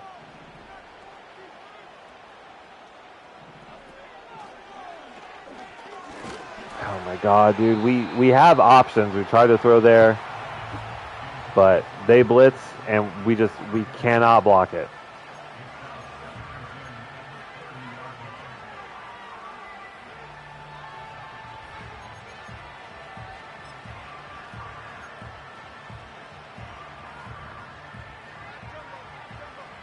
We need 30 yards to get into field goal range. We can get that.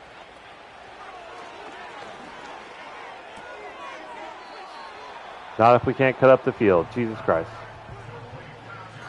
We had a lot of yards in front of us.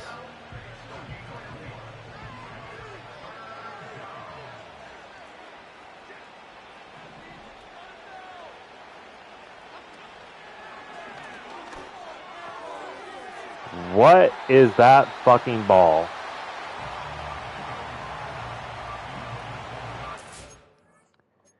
I hate Daniel Jones so much. So we're looking for Slayton in the slot. He's running a post.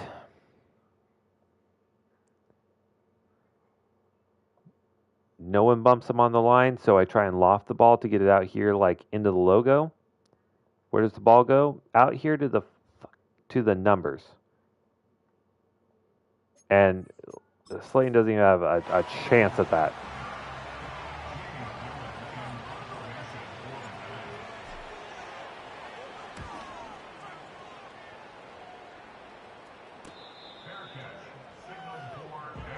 I mean, they're not going to score. It was worth the risk, I think, to go at least try and get in field goal position. But, like, our offense has been disgusting this first half. Our goal was to run the ball. We couldn't run the ball. We kept getting hit or sacked. We threw at least one pick. Like, our offense has been completely shut down against the Eagles. All right, so apparently we committed to run inside, even though I was just trying to get past the screen. I hate that. Just saying. Defensively, we've got to defend the medium pass.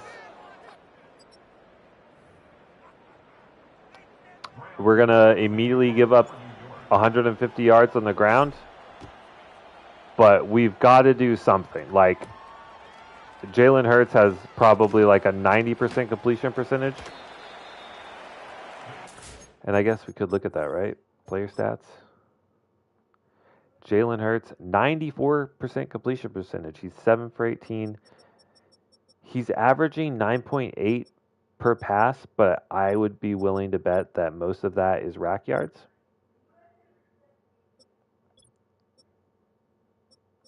So, like Goddard here, he's averaging 12 yards, 2.8. So that means he's catching the ball 10 yards downfield.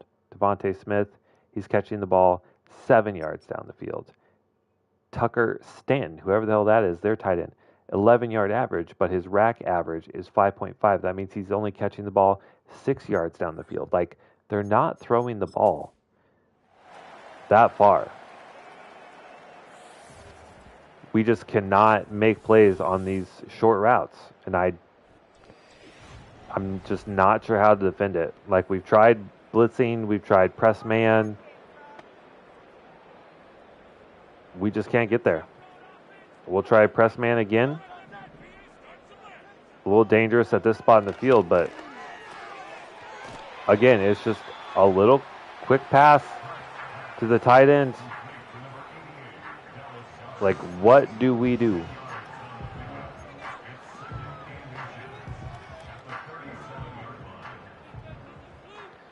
And, like, that's supposed to be the safety covering.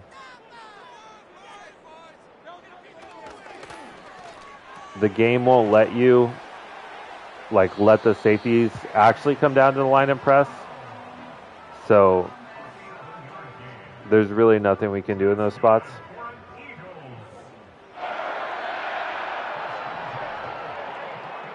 Maybe zone press. I mean, I don't know how many times I have to say it. That's a 5-yard pass and then a rack of 2.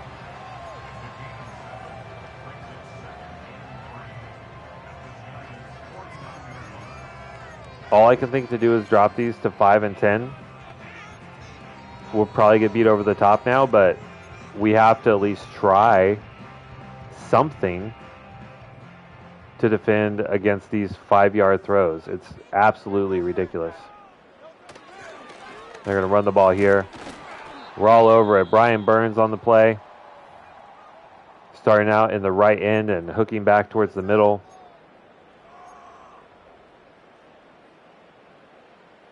I don't have faith in man in short yardage here.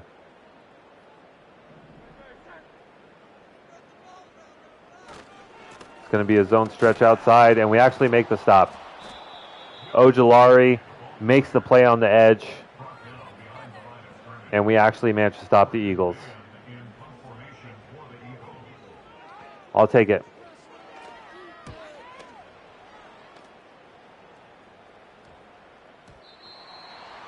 Now we just got to get our run game going. Or something. We have to get something going. So we committed to a game plan of running inside. They have a super stacked box. Let's try a little play action. We should have Malik Neighbors here. And we do. And he's off to the races. Is the safety going to catch him? No! Touchdown! Get shit on. Okay. Okay. Malik Neighbors, best wide receiver in the game, baby.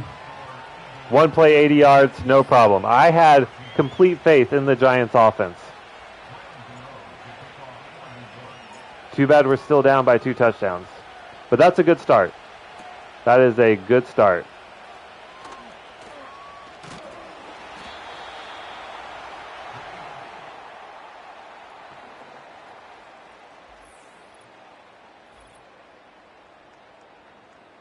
Yeah, elite, just throwing 5 yards down the field at a time. Elite QB play. Call him Brock Purdy.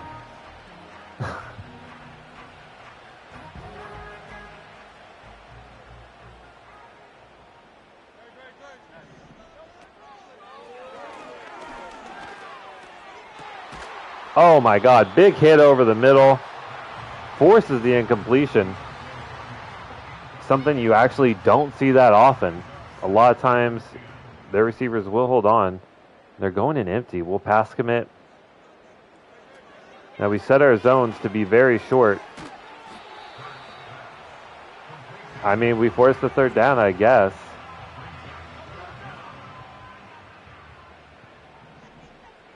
We're going to try and man blitz. Hopefully we can force some sort of pressure. It's going to be a run. I think he got it. He did. They only needed inches, and they got inches. We're going to try blitzing again.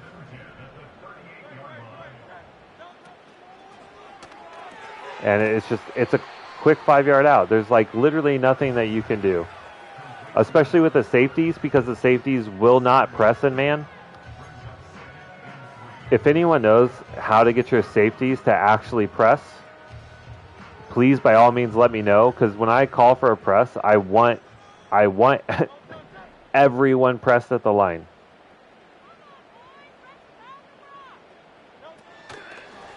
We run to the outside. We're there. We stop it. 3rd down and 3. Another stop here would be huge. I mean, that goes without saying, but we saw what happened last time.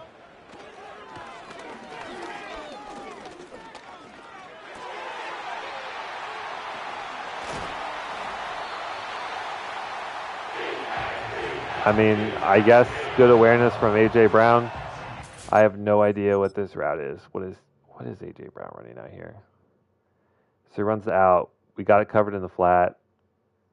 And he cuts up field. I mean, that's actual NFL football right there.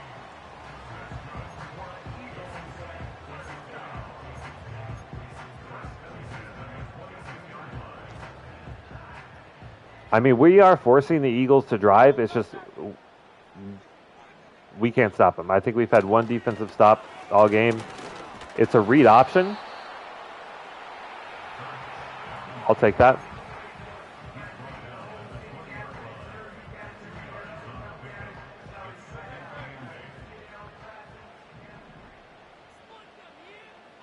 But we have had no answer for passing the ball 5 yards down the field. Okereke, in pretty good coverage, delivers a big hit on Goddard, but he holds on. We'll press, we'll shade inside, try and stop the slants. And we'll see what happens. It's an out.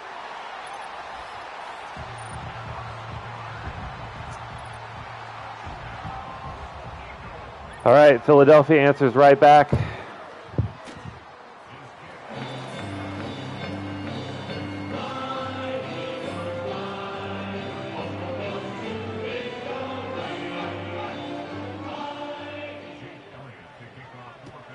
there has to be an answer to a 5-yard pass.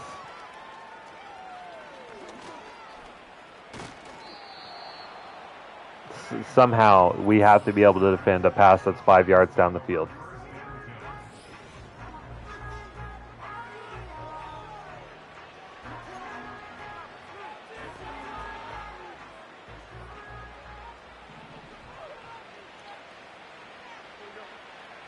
Are they really that dedicated to stopping the run here? Like that they're just going to stack the box the entire game?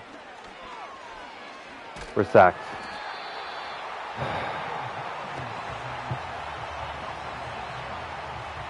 Like they're not, like the middle should be wide open here. No one is.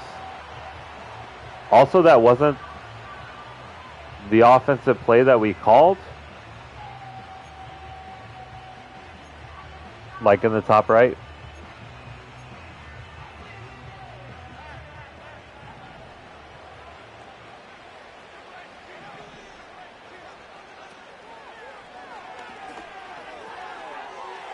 We'll take a dump off to Malik Neighbors.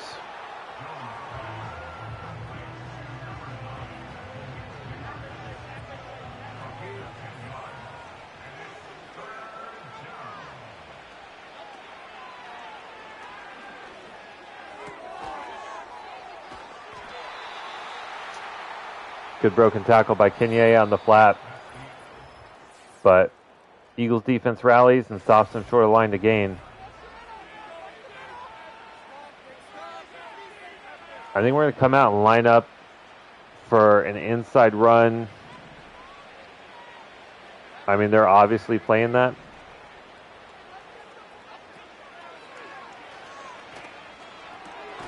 We got Johnson. He makes the play.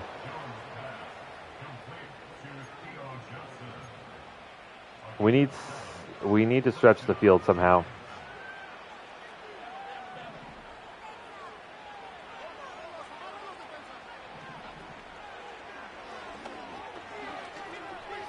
It's going to be a run with Daniel Jones. At least he didn't fumble this time.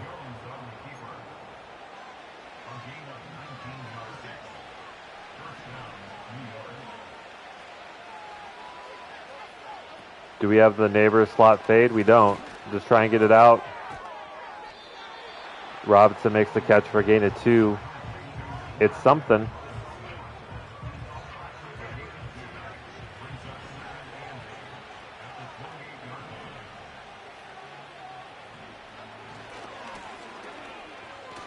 Oh my God, Kenye to the corner and to the end zone. I didn't think we were going to have that, but we just managed to block it. That's a big gain and a big touchdown when we need it. We needed a scorer. I mean, we're still 2 touchdowns down with 5 minutes left, but it's good to see our offense actually score on an actual drive and not just like one big play.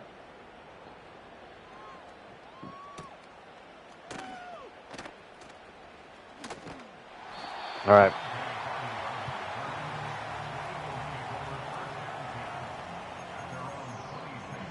I'm really scared to do this,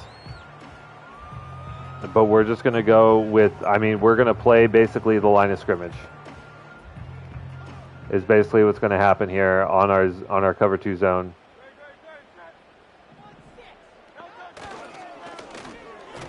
They run up the middle. We're there. It's only a gain of 1.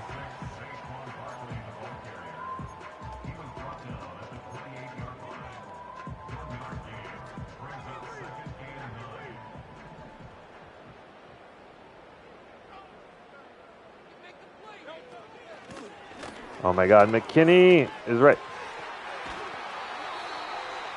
Okay.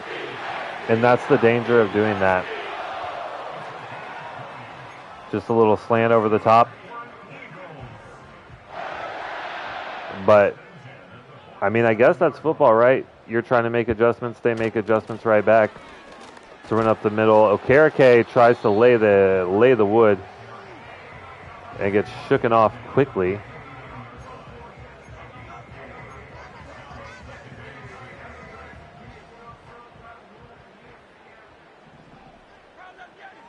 3 minutes and 40 seconds left on the clock. Time is dwindling. We have to get a stop, like, here. And McKinney's there for his first sack. One more and he gets superstar development. A Giant is injured on the play, but I cannot tell who it is. We will pass commit here on 3rd down and 8.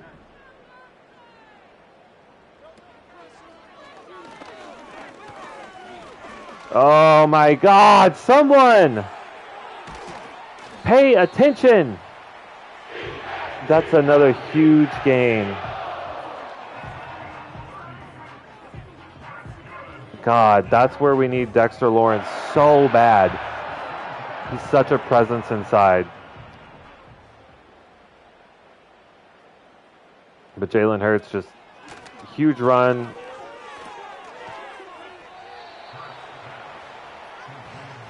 And we're all over that. Cramps for Davidson. We'll just substitute good. I know he's not very good and he's just a rookie, but he's got to step up.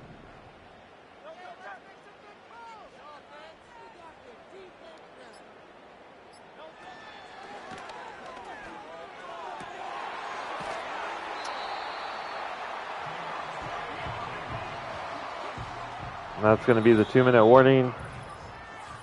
And me really, like,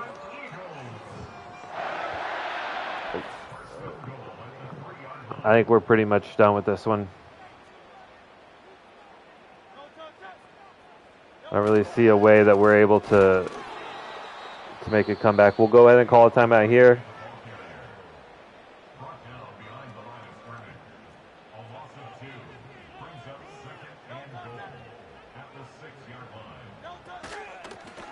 Another run inside. We're there. We'll call another timeout.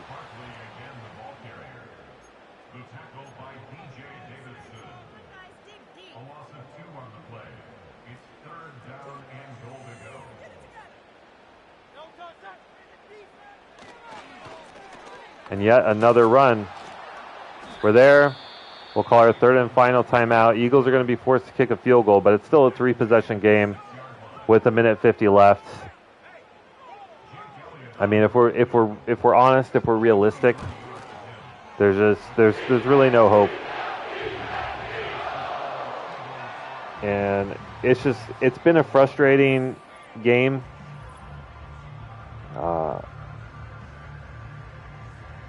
Some things I don't think we could have avoided.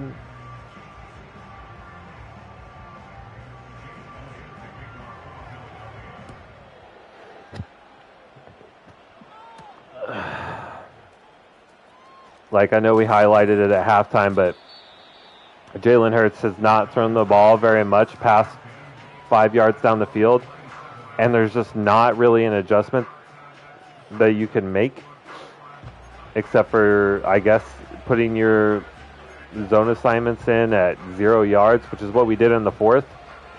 But then any route past 5 yards is just the easiest first down of your life.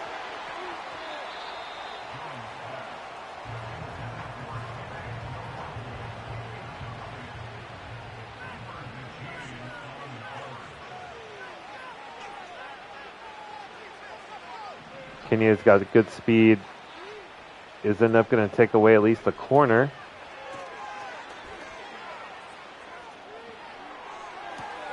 I mean, that was a terrible throw, but at least we got it completed downfield.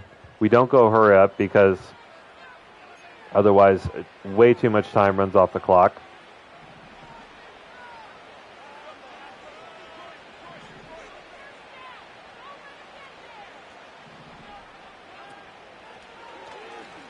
Oh my God, it's absolutely cooked down the middle. They tried to press Slayton. So it's back-to-back big plays for him.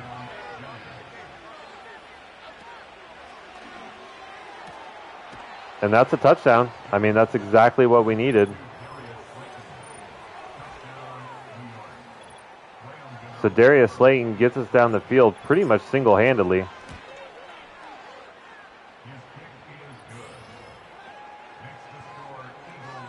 All we need is an onside kick.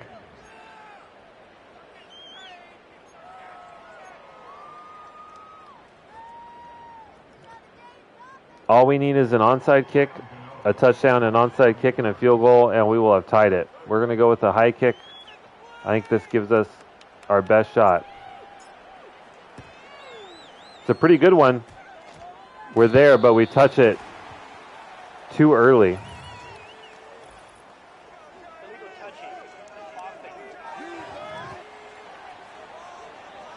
I mean, honestly, that's fine.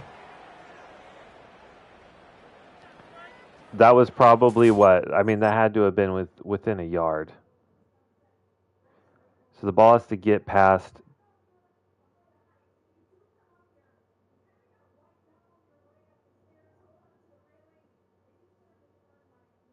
To the 45.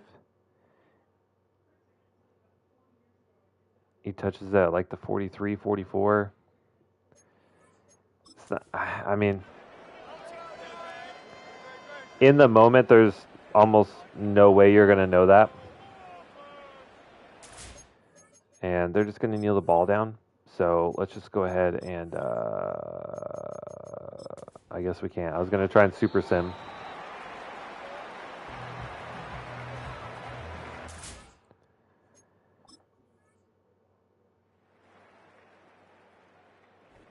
There we go. So we do end up losing to the Eagles, but they were a very beatable team. Jalen Hurts, a 93% completion percentage.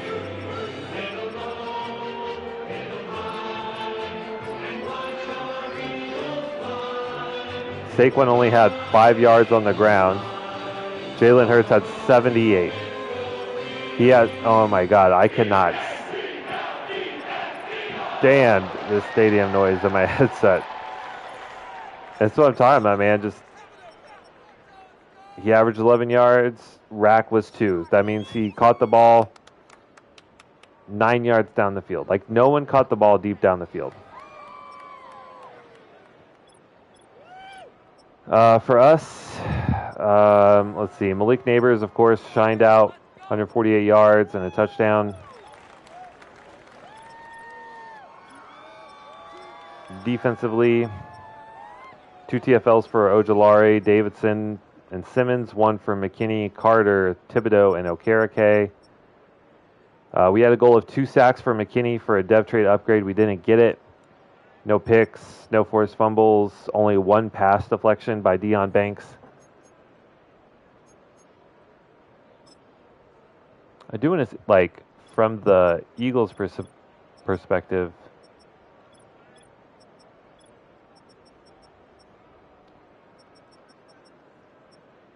so it says they only had 1 pass deflection. It just, how?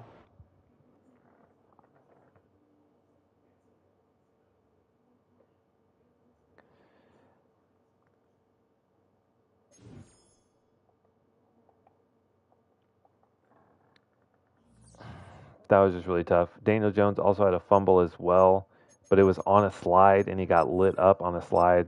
It's just one of those things, like the discrepancy between Madden and real life. In real life, you know, that's a 15-yard penalty, but here in the game, it doesn't recognize that he was in a slide animation. And so it's just ruled a fumble. It is what it is. There's not much we can do about it.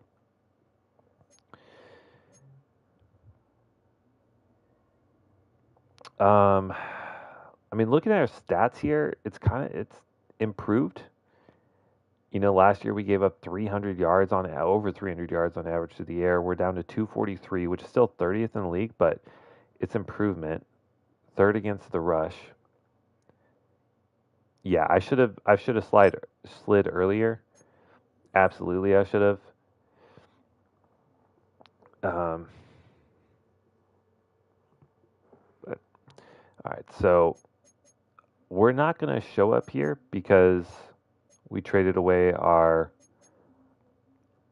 first round pick, but it's going to say the Saints, or not the Saints, the Seahawks, the number 1 overall pick, Saints at number 2, and Steelers at 3.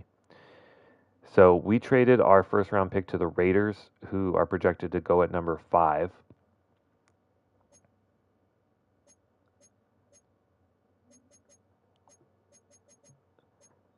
And they have a safety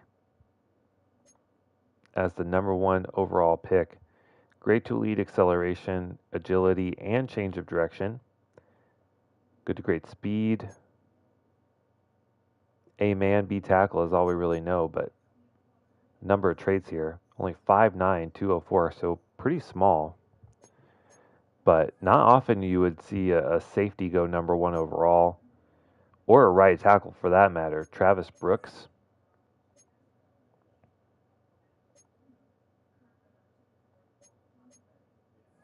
Interesting.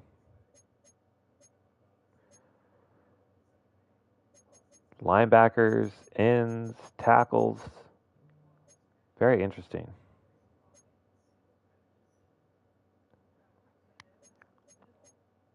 There's the first corner that we see, Andrew Gregory. And the first QB, Alan Wembley, projected to go to the Jets. 5 traits to look at. Great to elite strength, great to elite throw power. So kind of the same as Hutchinson for us that we picked last year.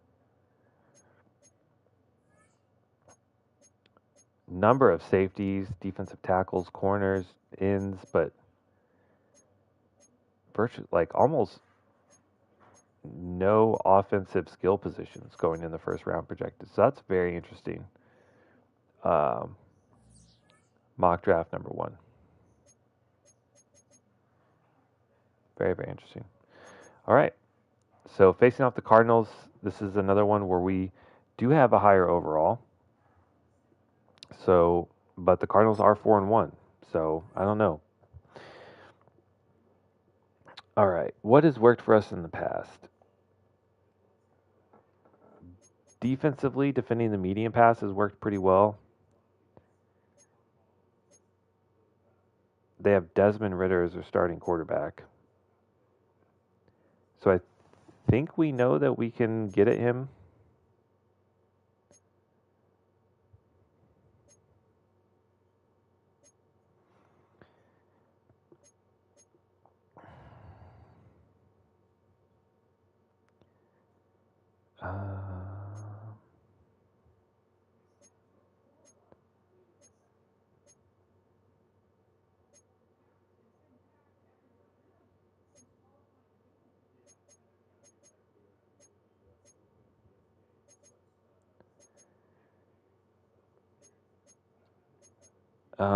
Let's try defending the short pass, I guess. We'll see how that works out. That seems to be what he's best at. Offensively, Buda Baker's not much of a coverage safety, so I'm not really too worried about that.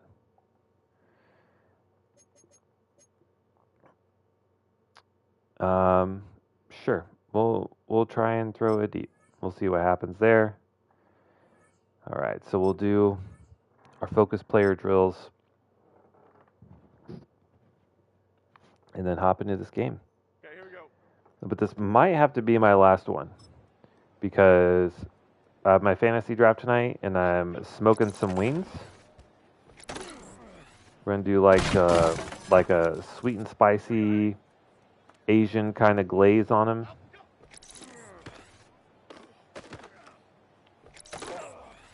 But even though McKinney didn't hit his goal of 2 sacks last week, you know, he's had 2 sacks 2 weeks ago, a sack last week, and I'm sure some sacks before that. So he's been good. He's been good, especially for, you know, I think he was like a 4th round pick or something like that. He has definitely shown up and shown out. Of course, continuing to develop Hutchinson, who is almost guaranteed to take over for Daniel Jones next year.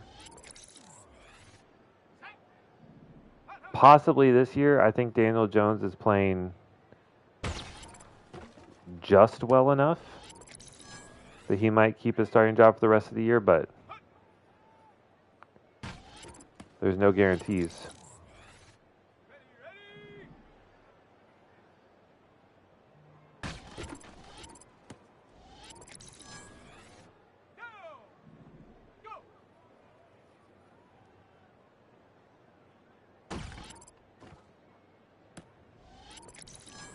We need to be a little bit earlier on that ball.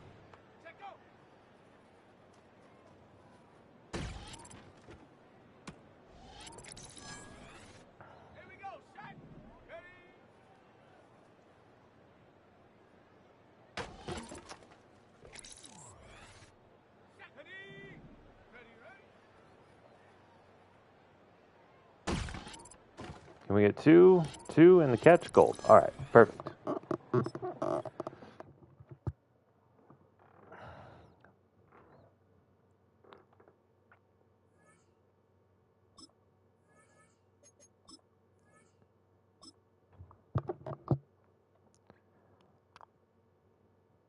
Here we go, hey.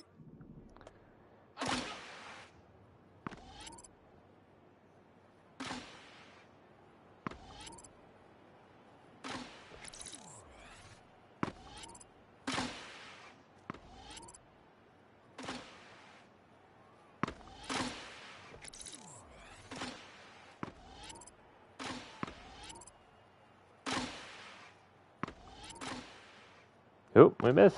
There we go. Bobbing and weaving. Weaving and bobbing.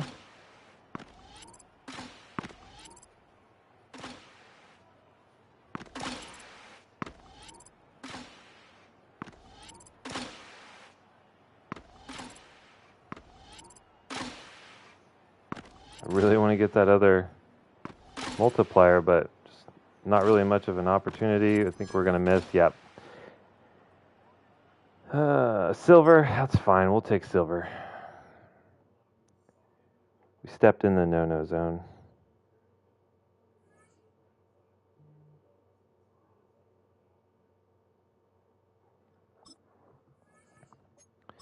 All right, what do we want to try and do this week?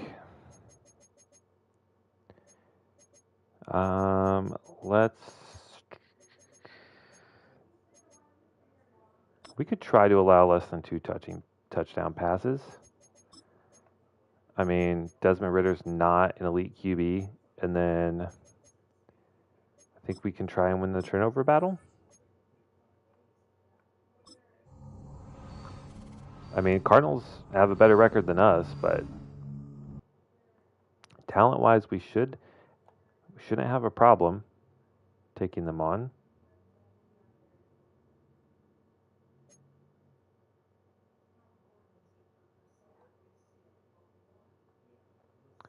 Looks like we're going to go in with no injuries. Oh, broken finger for Runyon. Shocker. He's in. I mean, he was injured like 3 times last year. Do we have our left tackle back? What are you looking at, buddy? He's a good boy. Okay, so yeah, Andrew Thomas is back, which means Izudu is going to slide into right guard. That's fine. He's basically interchangeable. We'll upgrade our players. We'll play the Cardinals, and like I said, that'll probably be our last game of the day. Kayvon Thibodeau with an upgrade. Let's see here. Finesse moves 78, power moves 80, block shot 75. I mean, let's just try and get him to the scheme fit so we'll upgrade faster. He's pretty much even on both. I mean, we get +2 to power moves anyway, even though we choose speed rusher. So he's going to get upgrades either way. Pat Hutchinson with an upgrade. We'll continue to select strongman or strong arm. +2 to awareness is nice. +4 to short throw accuracy. So now that is up to a 78 overall. I think he's actually getting close to eclipsing Daniel Jones in terms of overall rating.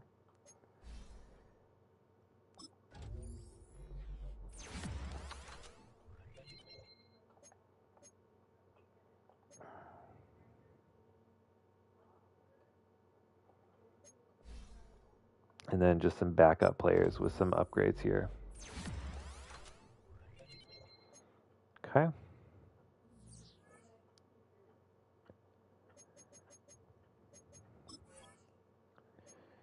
All right, let's see if we can take care of the Cardinals and get our record to an even 3-3.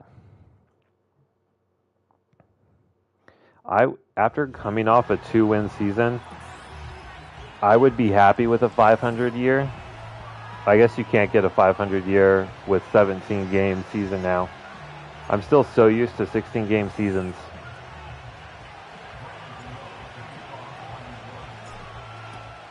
But I'd be happy with something close to 500.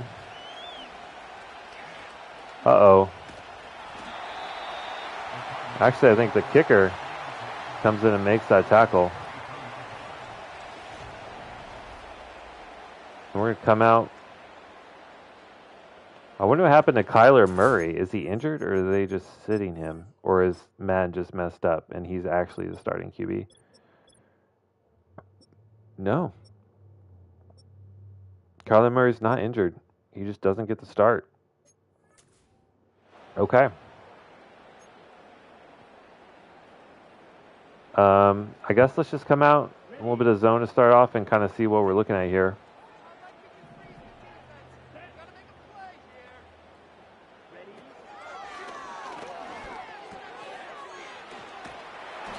It's a quick pass underneath. Which reminds me, we need to set our alignments to man. And I think we're going to just go back. We're going to defend our zones very short. But 3 tight end set. I think we're going to attack by blitzing here. I mean, and Ojolari is just in there instantly. That's not even... It's ruled an incomplete pass. Or maybe he dropped it after he went to the ground. I'm not sure. But no tight ends. I think we go heavy blitz again. It's over the middle, a little pick action. And Marvin Harrison Jr. with a gain. I have to check the depth chart again because, again, I did not see Ojolari. Why do these keep switching? I switched it. It's so frustrating. But I did switch it like outside of the game menu before last game. Offense is switched. Third down running back. Power. Okay. Okay. All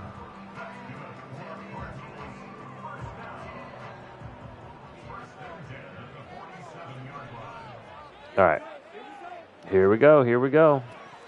Desmond Ridder looking sharp so far.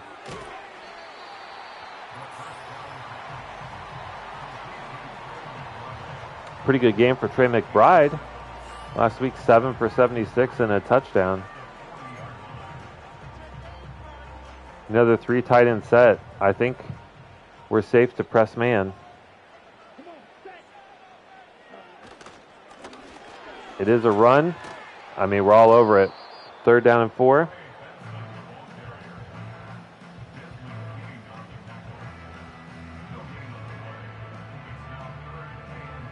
And they're going to go with a pretty heavy set again. So we're going to blitz and press. Try and put the pressure on Desmond Ridder.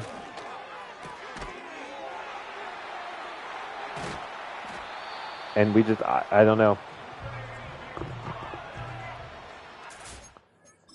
Like, I feel like we're in position there. It's just a little hook. I mean, he breaks pretty quickly on the ball, makes a hit. Just Trey McBride makes the catch through contact. Not much you can do there.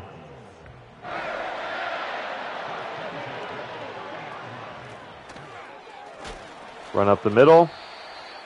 Again, all over it.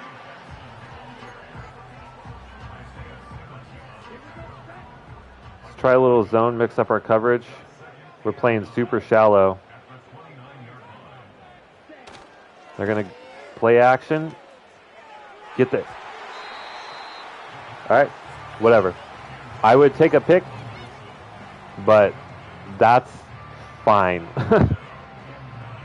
That's fine. We will pass commit here. And it's Marvin Harrison Jr.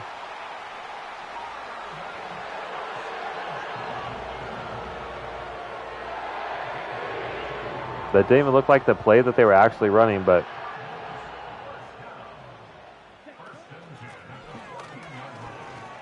oh my God. Ojulari trailing behind, can't get there. Benson, probably his best run of the day.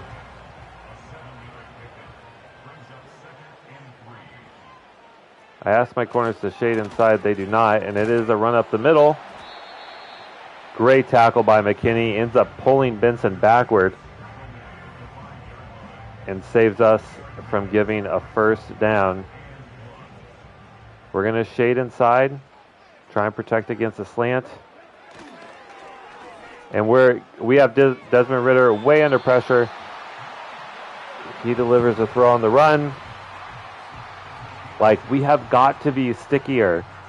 I don't understand how we're 5 yards off of these guys when we're pressing. Like, this is press man coverage, and the first thing he does is take steps backwards. This is just bad coverage, and this is just Madden, right? This is one of my big complaints last year was like the safety play was, it made no sense. If you understand football in any sort of capacity, the safeties would be on the goal line, right? And they would like sprint towards the back of the end zone at the start of the play. That should have been oh my God, that should have been a pick.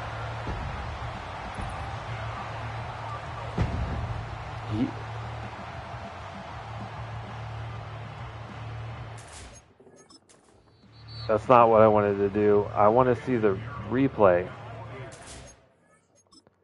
Who is this?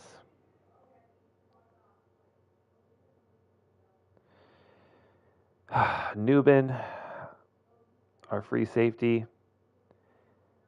He could not be in better position to make this play. And he just runs past the ball. That is really frustrating. So we give up first touchdown of the game. 13 plays, 5 minutes and 44 seconds. I guess at least we made him drive a long way, but we definitely had our opportunities to make stops. We had a couple opportunities for turnovers there, and we just didn't make them. So we'll start our drive on the 30. I don't want to be like too negative and just complain, but like that's when you watch one of your players run right in front of the football, like I don't think anyone's going to come out of it and be like, that's okay. All right, here we go. We could have Slayton cooking one-on-one on the outside. That's going to be the look. We're going to give him a chance. I'm okay with that. A one-on-one shot to one of the faster receivers in the league is a good play for me.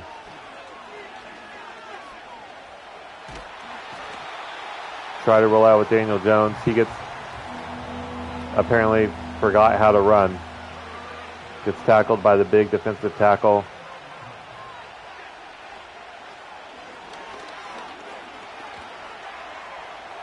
Let's try and get to the first down with Daniel Jones. It's 4th down and 1. I'm actually going to come out in a look.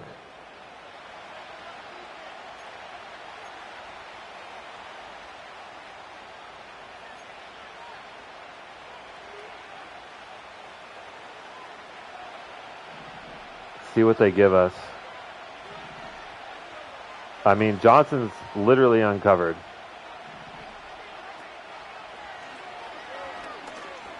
And the middle linebacker just sits on it forever. Like, why can't... my God, it's just so frustrating. The middle linebacker just sits on it, waits. And by the time that he clears, they beat 2 one-on-ones, and we're sacked. I guess we have our running back here. That should have been the play. I just don't recognize it in time. To be fair, Theo Johnson should have been, was wide open. We just didn't have the time. Starting center as a Bruce Sternum. He's out.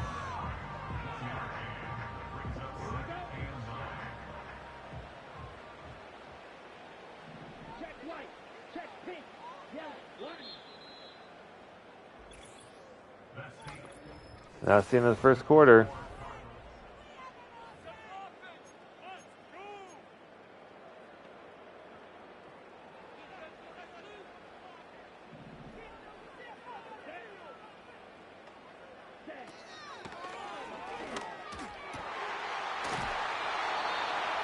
I mean, that's what happens whenever we set our zone defense to just sit at the 5-yard line, but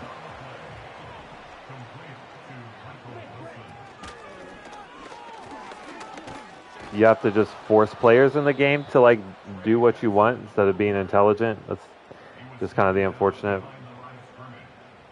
part of Madden, but we can make a stop here. I'm trying really hard not to just complain about Madden being Madden. Oh my God. Multiple broken tackles, but we force a fumble.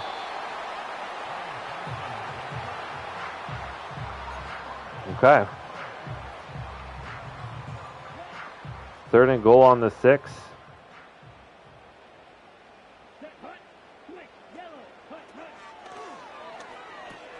It's a slant, and we're actually there.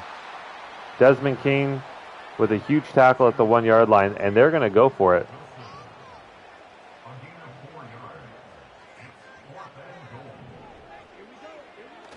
It's going to be a run outside. Someone get there.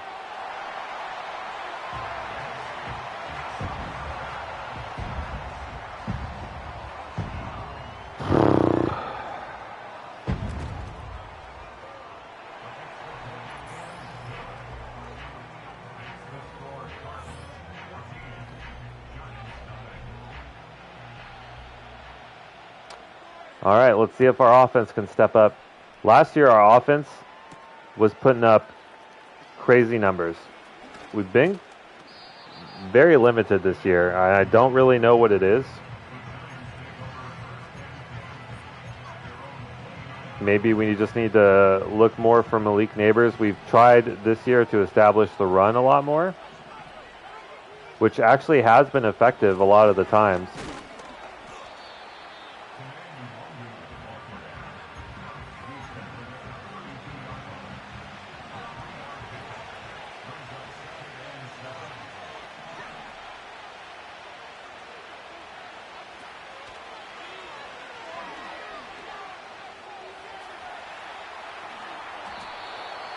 All right. Surely we can run and get inches. Surely. Oh my God, get off the tight end.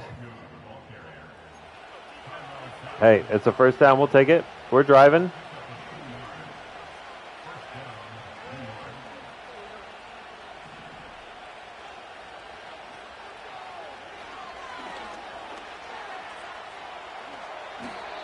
Another big Daniel Jones run. I can just feel the pressure in the pocket. And I'm sure there's probably guys wide open, but our first read is taken away. And I just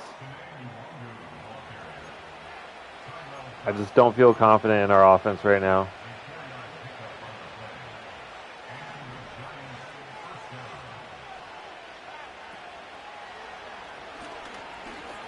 My God. And this is exactly what I'm talking about. My first read is Kenya here. He goes out. It's covered. And then this linebacker sitting here, and both of our receivers are just standing next to him. No one is Like, no one's open. Like, thankfully, we actually have some mobility with Daniel Jones to make a play, but it is so frustrating.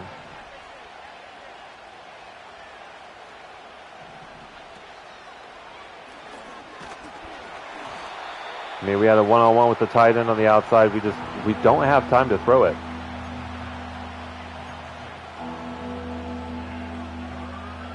And they're not even blitzing.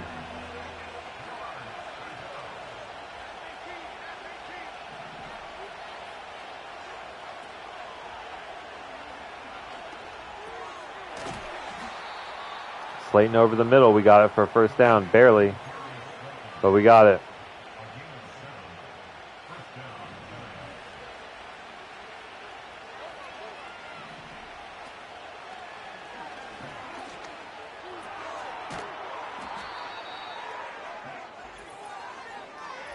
Penalty. Interesting. All right, we'll accept that. Stops the clock as well, which is always good.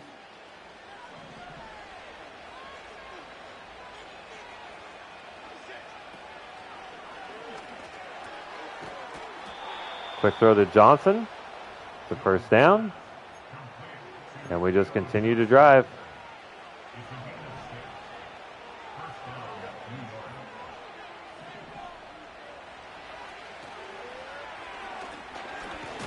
Again, just no one is open. And our line cannot block.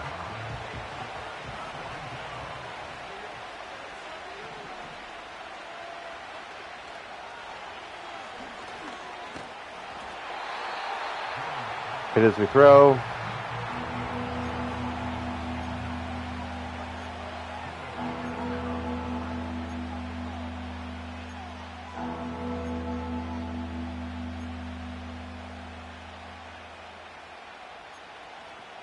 All these plays are terrible.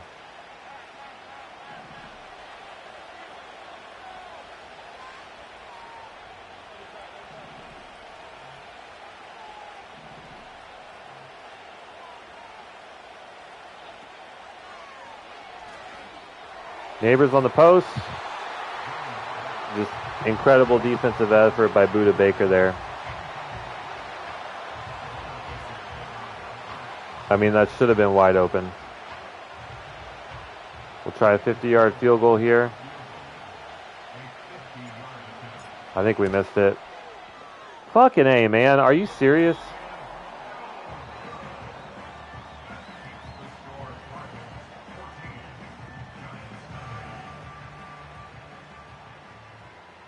Dude.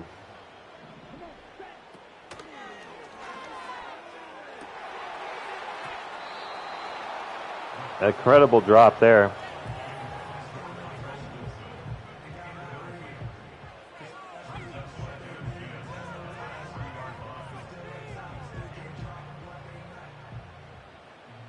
I will say this year, defensives against us have done a much better job of stopping Malik Neighbors.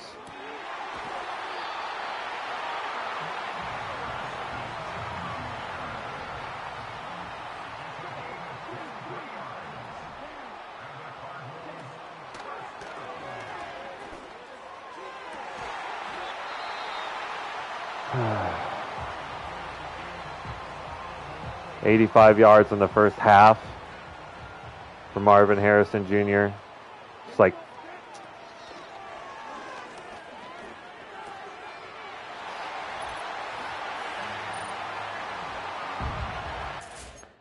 just where is the defense here? Where is the defense?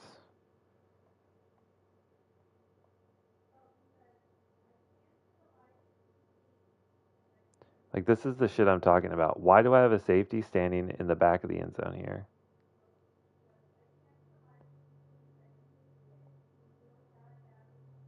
Like, here, I guess, it kind of makes sense because there's at least someone there, but, like, there's no one within 10 yards of this guy. And he's literally standing outside the back of the end zone. Unfucking believable, dude.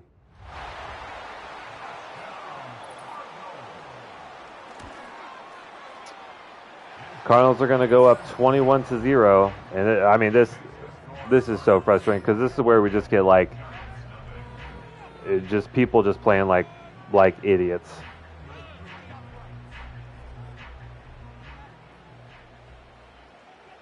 All right.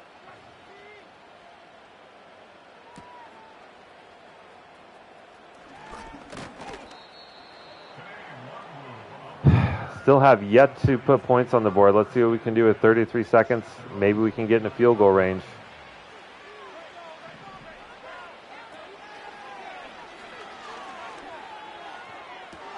I mean, we have Slayton wide open there. This is a good ball.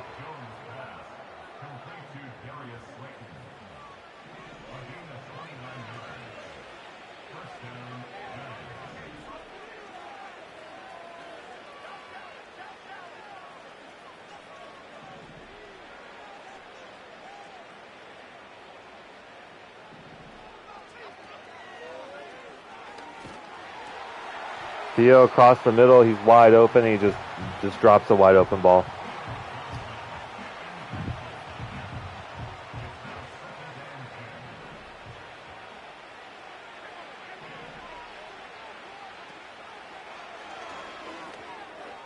We got Neighbors. It's a touchdown. I wish I could be more excited.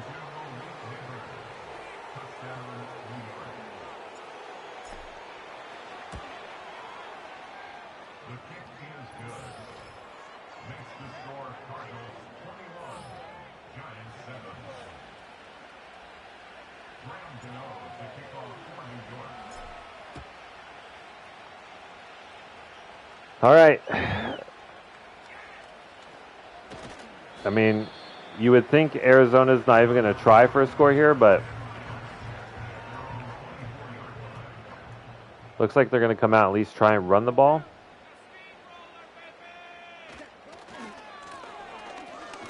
It's going to say we're offsides, I guess. Offside. Yep. Okereke lines up offsides. I think that's just a broken play because I see that happen all the time, and he just stands offsides.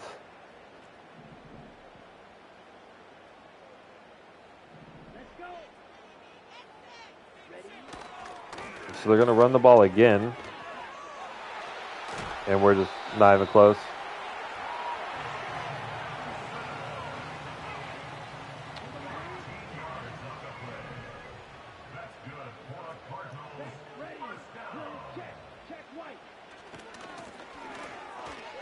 All right, so they run the ball again, and then immediately call a timeout.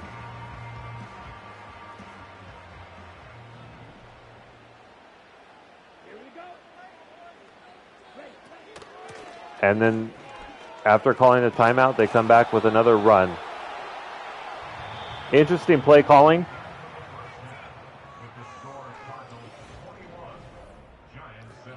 All right, offensively,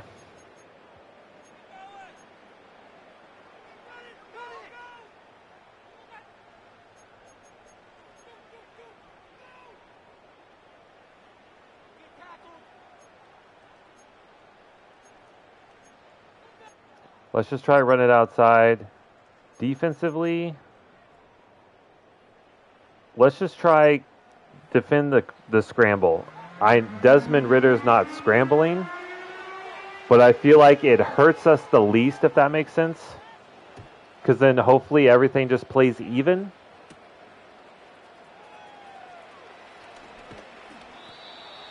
Because it's like, yeah. Hopefully by just picking something that's kind of neutral, we'll just have some sort of even gameplay. I would love to establish the run. And even though our game plan is to run it outside, we get no outside run plays. So let's try a play action, I guess.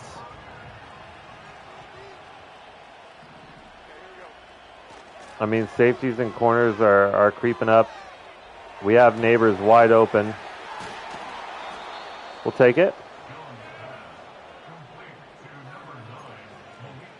The nice thing about also selecting running is you get improved play action passing. Big hit there on Kenye Nwangwu, and it looks like Wandale Robinson is injured on the play.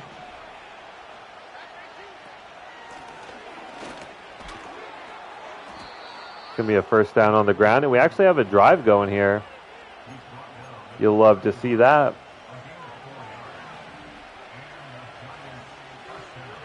Going to try running outside here on Buda Baker. Oh, we seal an edge. Huge juke by Kenye Nwangwu. That's back-to-back first downs on the ground. Wandale Robinson with a bruised sternum.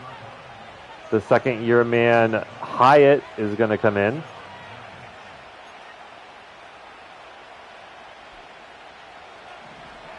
I mean, they're not even trying to stop the run up the middle, so that's where we're going to go. And Kenye he just walks into the end zone. Dance on him. Dance on him. He doesn't dance. That's hilarious.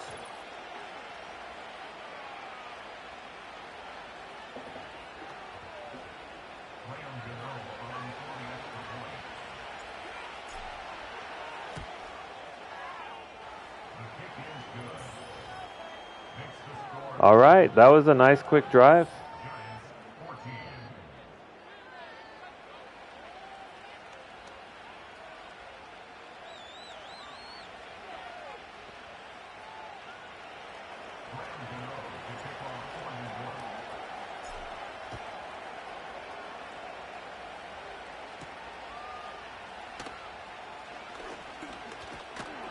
Pretty good return by the Cardinals there. They're going to start the drive at the 30. And I think we're going to try and lean back into man. Zone we just got absolutely picked apart.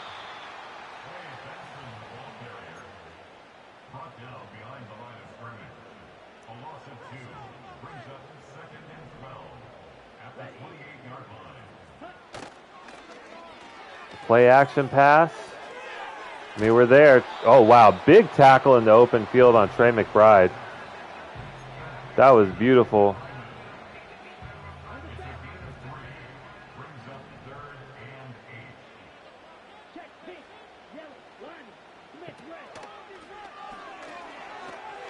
Oh, that's got to be a pick. And it is. Michael Carter.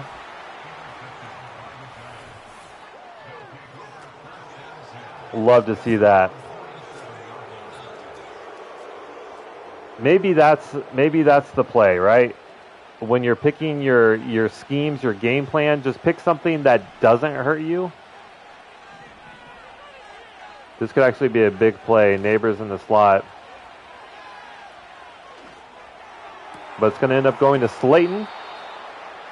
Get a good enough ball there from Daniel Jones and a big gain. They seem pretty dead set on stopping the run.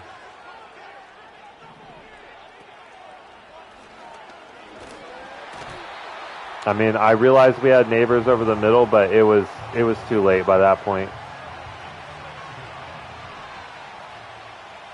I don't like this.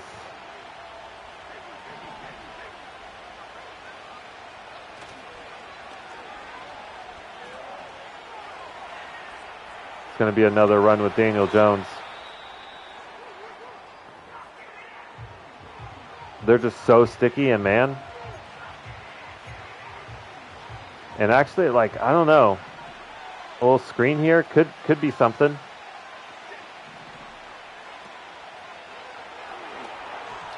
Oh my God, dude, you got to get out there faster.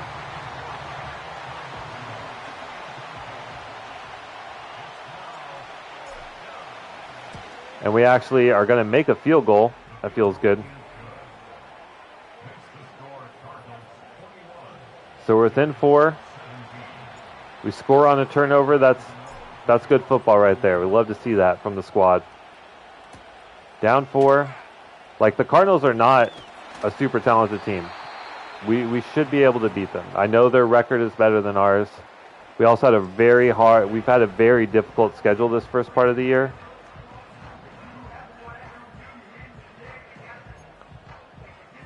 So, I think, if anything, just the game of Madden has beat us more so than these teams have beat us. Ojulari applies pressure, and Desmond Ritter ends up throwing that one away.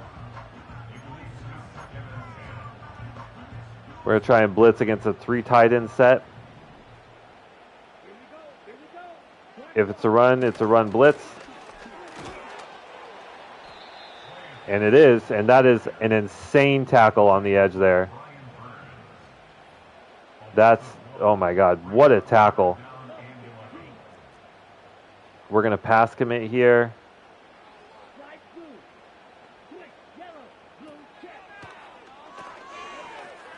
Get there. Oh my God, what a catch on the sideline. But the rookie's got to get a hand out there. That's the rookie, BJ Stump. We took number 1 overall. All he has to do is just reach a hand out there, and that's a deflected pass.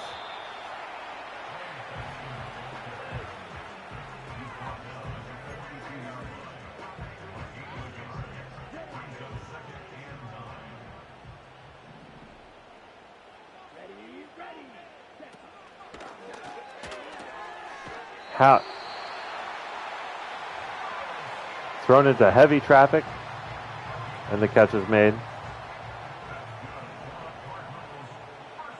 We're going to go with a big blitz here. And Ojulari's there. Desmond Ritter rolls out. I guess imaginary pressure got to him. I'm not sure. But he rolls right into Ojulari, who gets the sack. That's a huge loss. And exactly what we needed when we dialed up the blitz. I think we're safe to pass commit here on 2nd and 16. And oh my God. I mean, we apply pressure again. Desmond Ritter starts sprinting and just chucks it downfield. And it's an absolute dime. Desmond Ritter just absolutely elite, apparently, on the run.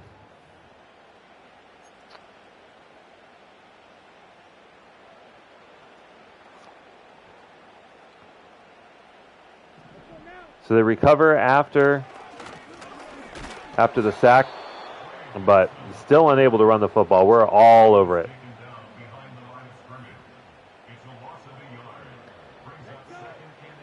And man has definitely seemed to have been the way to go.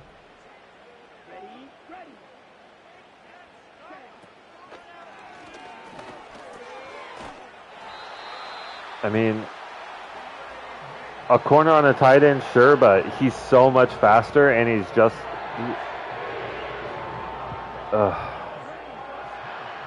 we've just got to be better in coverage.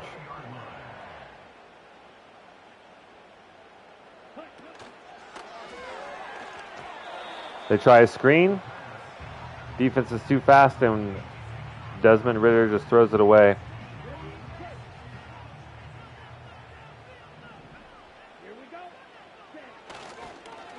Quick screen to the outside. We're all over it. Great play on the outside. Nowhere to go.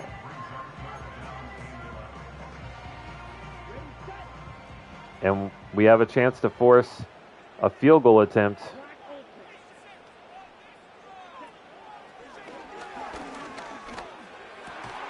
Like, you cannot just sit there and watch the receiver catch the ball. Like, that is just bad defense. And it's, oh my God, dude. It's not like he's even throwing on the break and it's just good timing. He just sits and just watches the throw come in. So annoying, bro. What are we doing?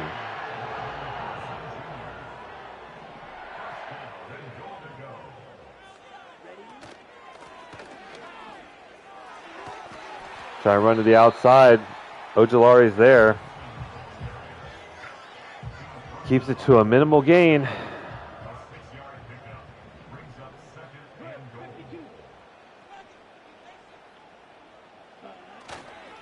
Another run to the outside.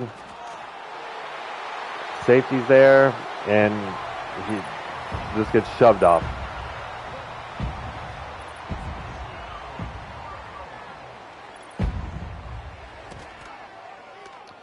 Touchdown for Arizona. Down 11 with, 4 minutes left?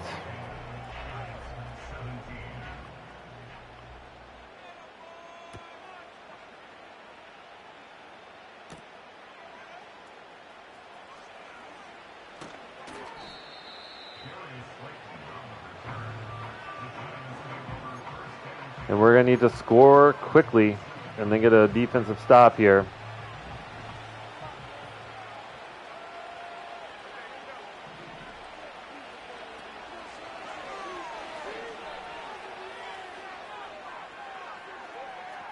And it's just another run with Daniel Jones. Like, their defense is, their pass coverage is insane for no reason.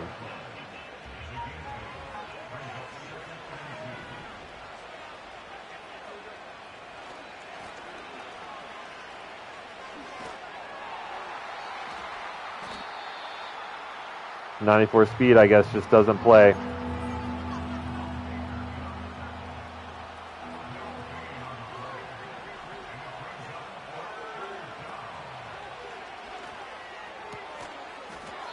Huge hit over the middle, but Slayton holds on.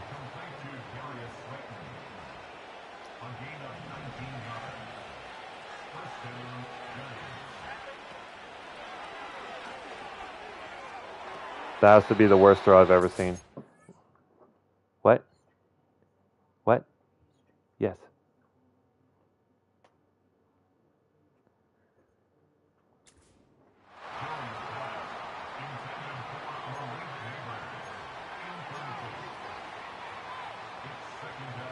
Unbelievable throw by Daniel Jones there.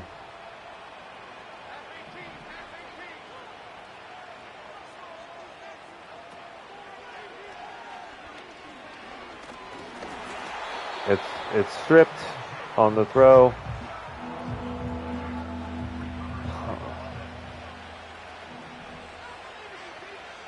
Cardinals are just playing out of their minds right now.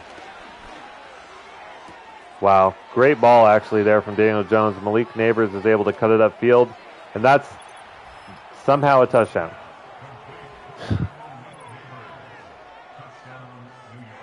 All right. Shouldn't have been, but we'll take it. We actually see one of their players take just a horrific angle to the football. And Malik Neighbors is able to exploit that. That is a huge touchdown. 2-point conversion keeps this a 2-point ball game.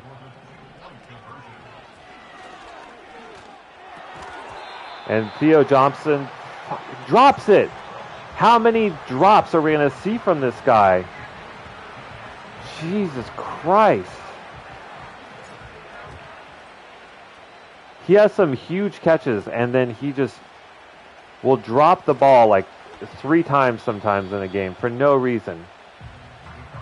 Oh my God, dude. We needed that so bad.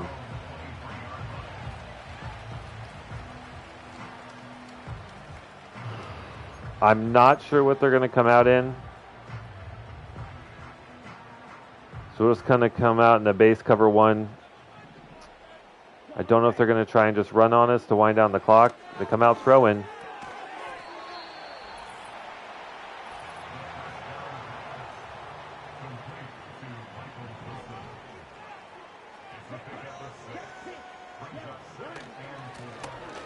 Got to get out there, make the stop. It's timeout. I mean, it goes without saying, but this is a huge third down. A first down, we get the ball back with a chance to score and win the game. And our rookie gets absolutely cooked by nobody. What the fuck happened here, man? I'm sorry for the language if that offends you, but like, what the fuck happens here? I mean, he has like 96 speed. Who is this? Campbell. Let's look at Campbell here.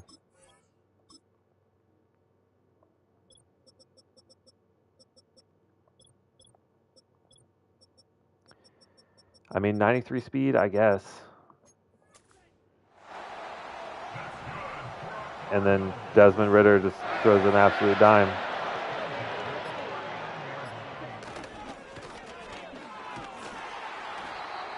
Good tackle. Call our second timeout.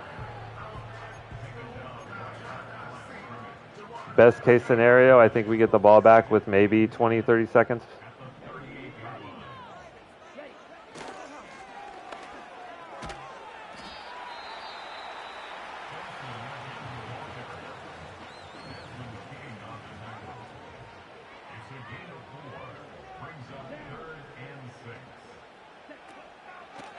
They're actually going to pass for it. And, I mean, the fuck, man.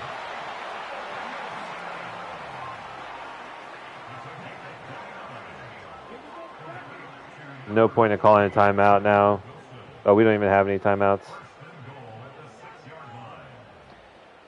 I mean, once again, we have opportunities to make plays, and we just don't. Desmond Ridder's the best quarterback of all time.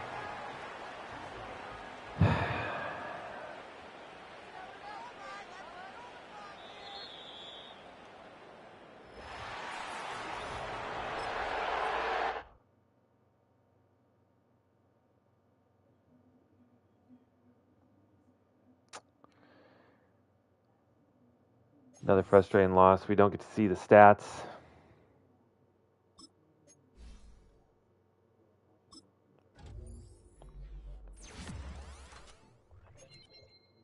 Is there a way to go back and see the stats? Surely there is.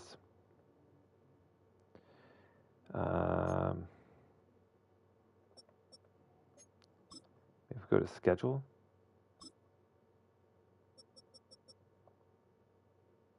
Here we go. So yeah, Desmond Ridder completes 81% of his passes. 2 touchdowns and a pick. I mean, we kind of had a rushing game. We just not many attempts. Daniel Jones had to run the ball a lot because our receivers just could not get open a lot of the time. 7 for 101 for Michael Wilson. Marvin Harrison Jr., 7 for 93.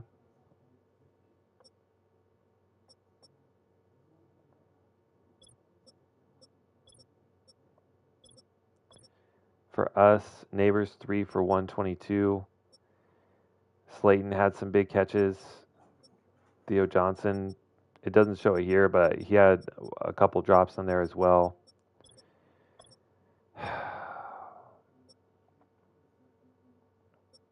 We get sacked 5 times. And then defensively for us, 5 TFLs, 2 sacks for Ojulari. Big game for him. Pick for Michael Carter.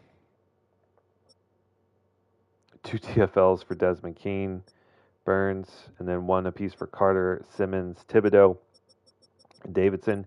Like, we forced them to have really, really long drives, which is good, but we just could not make plays when it actually mattered. So, I mean, it's just so frustrating, man. So, we'll advance next week. That'll be into this episode. I gotta get some wings on the grill and have a fantasy draft coming up, but appreciate you guys for stopping by, and I'll see you guys in the next one. Thanks a lot.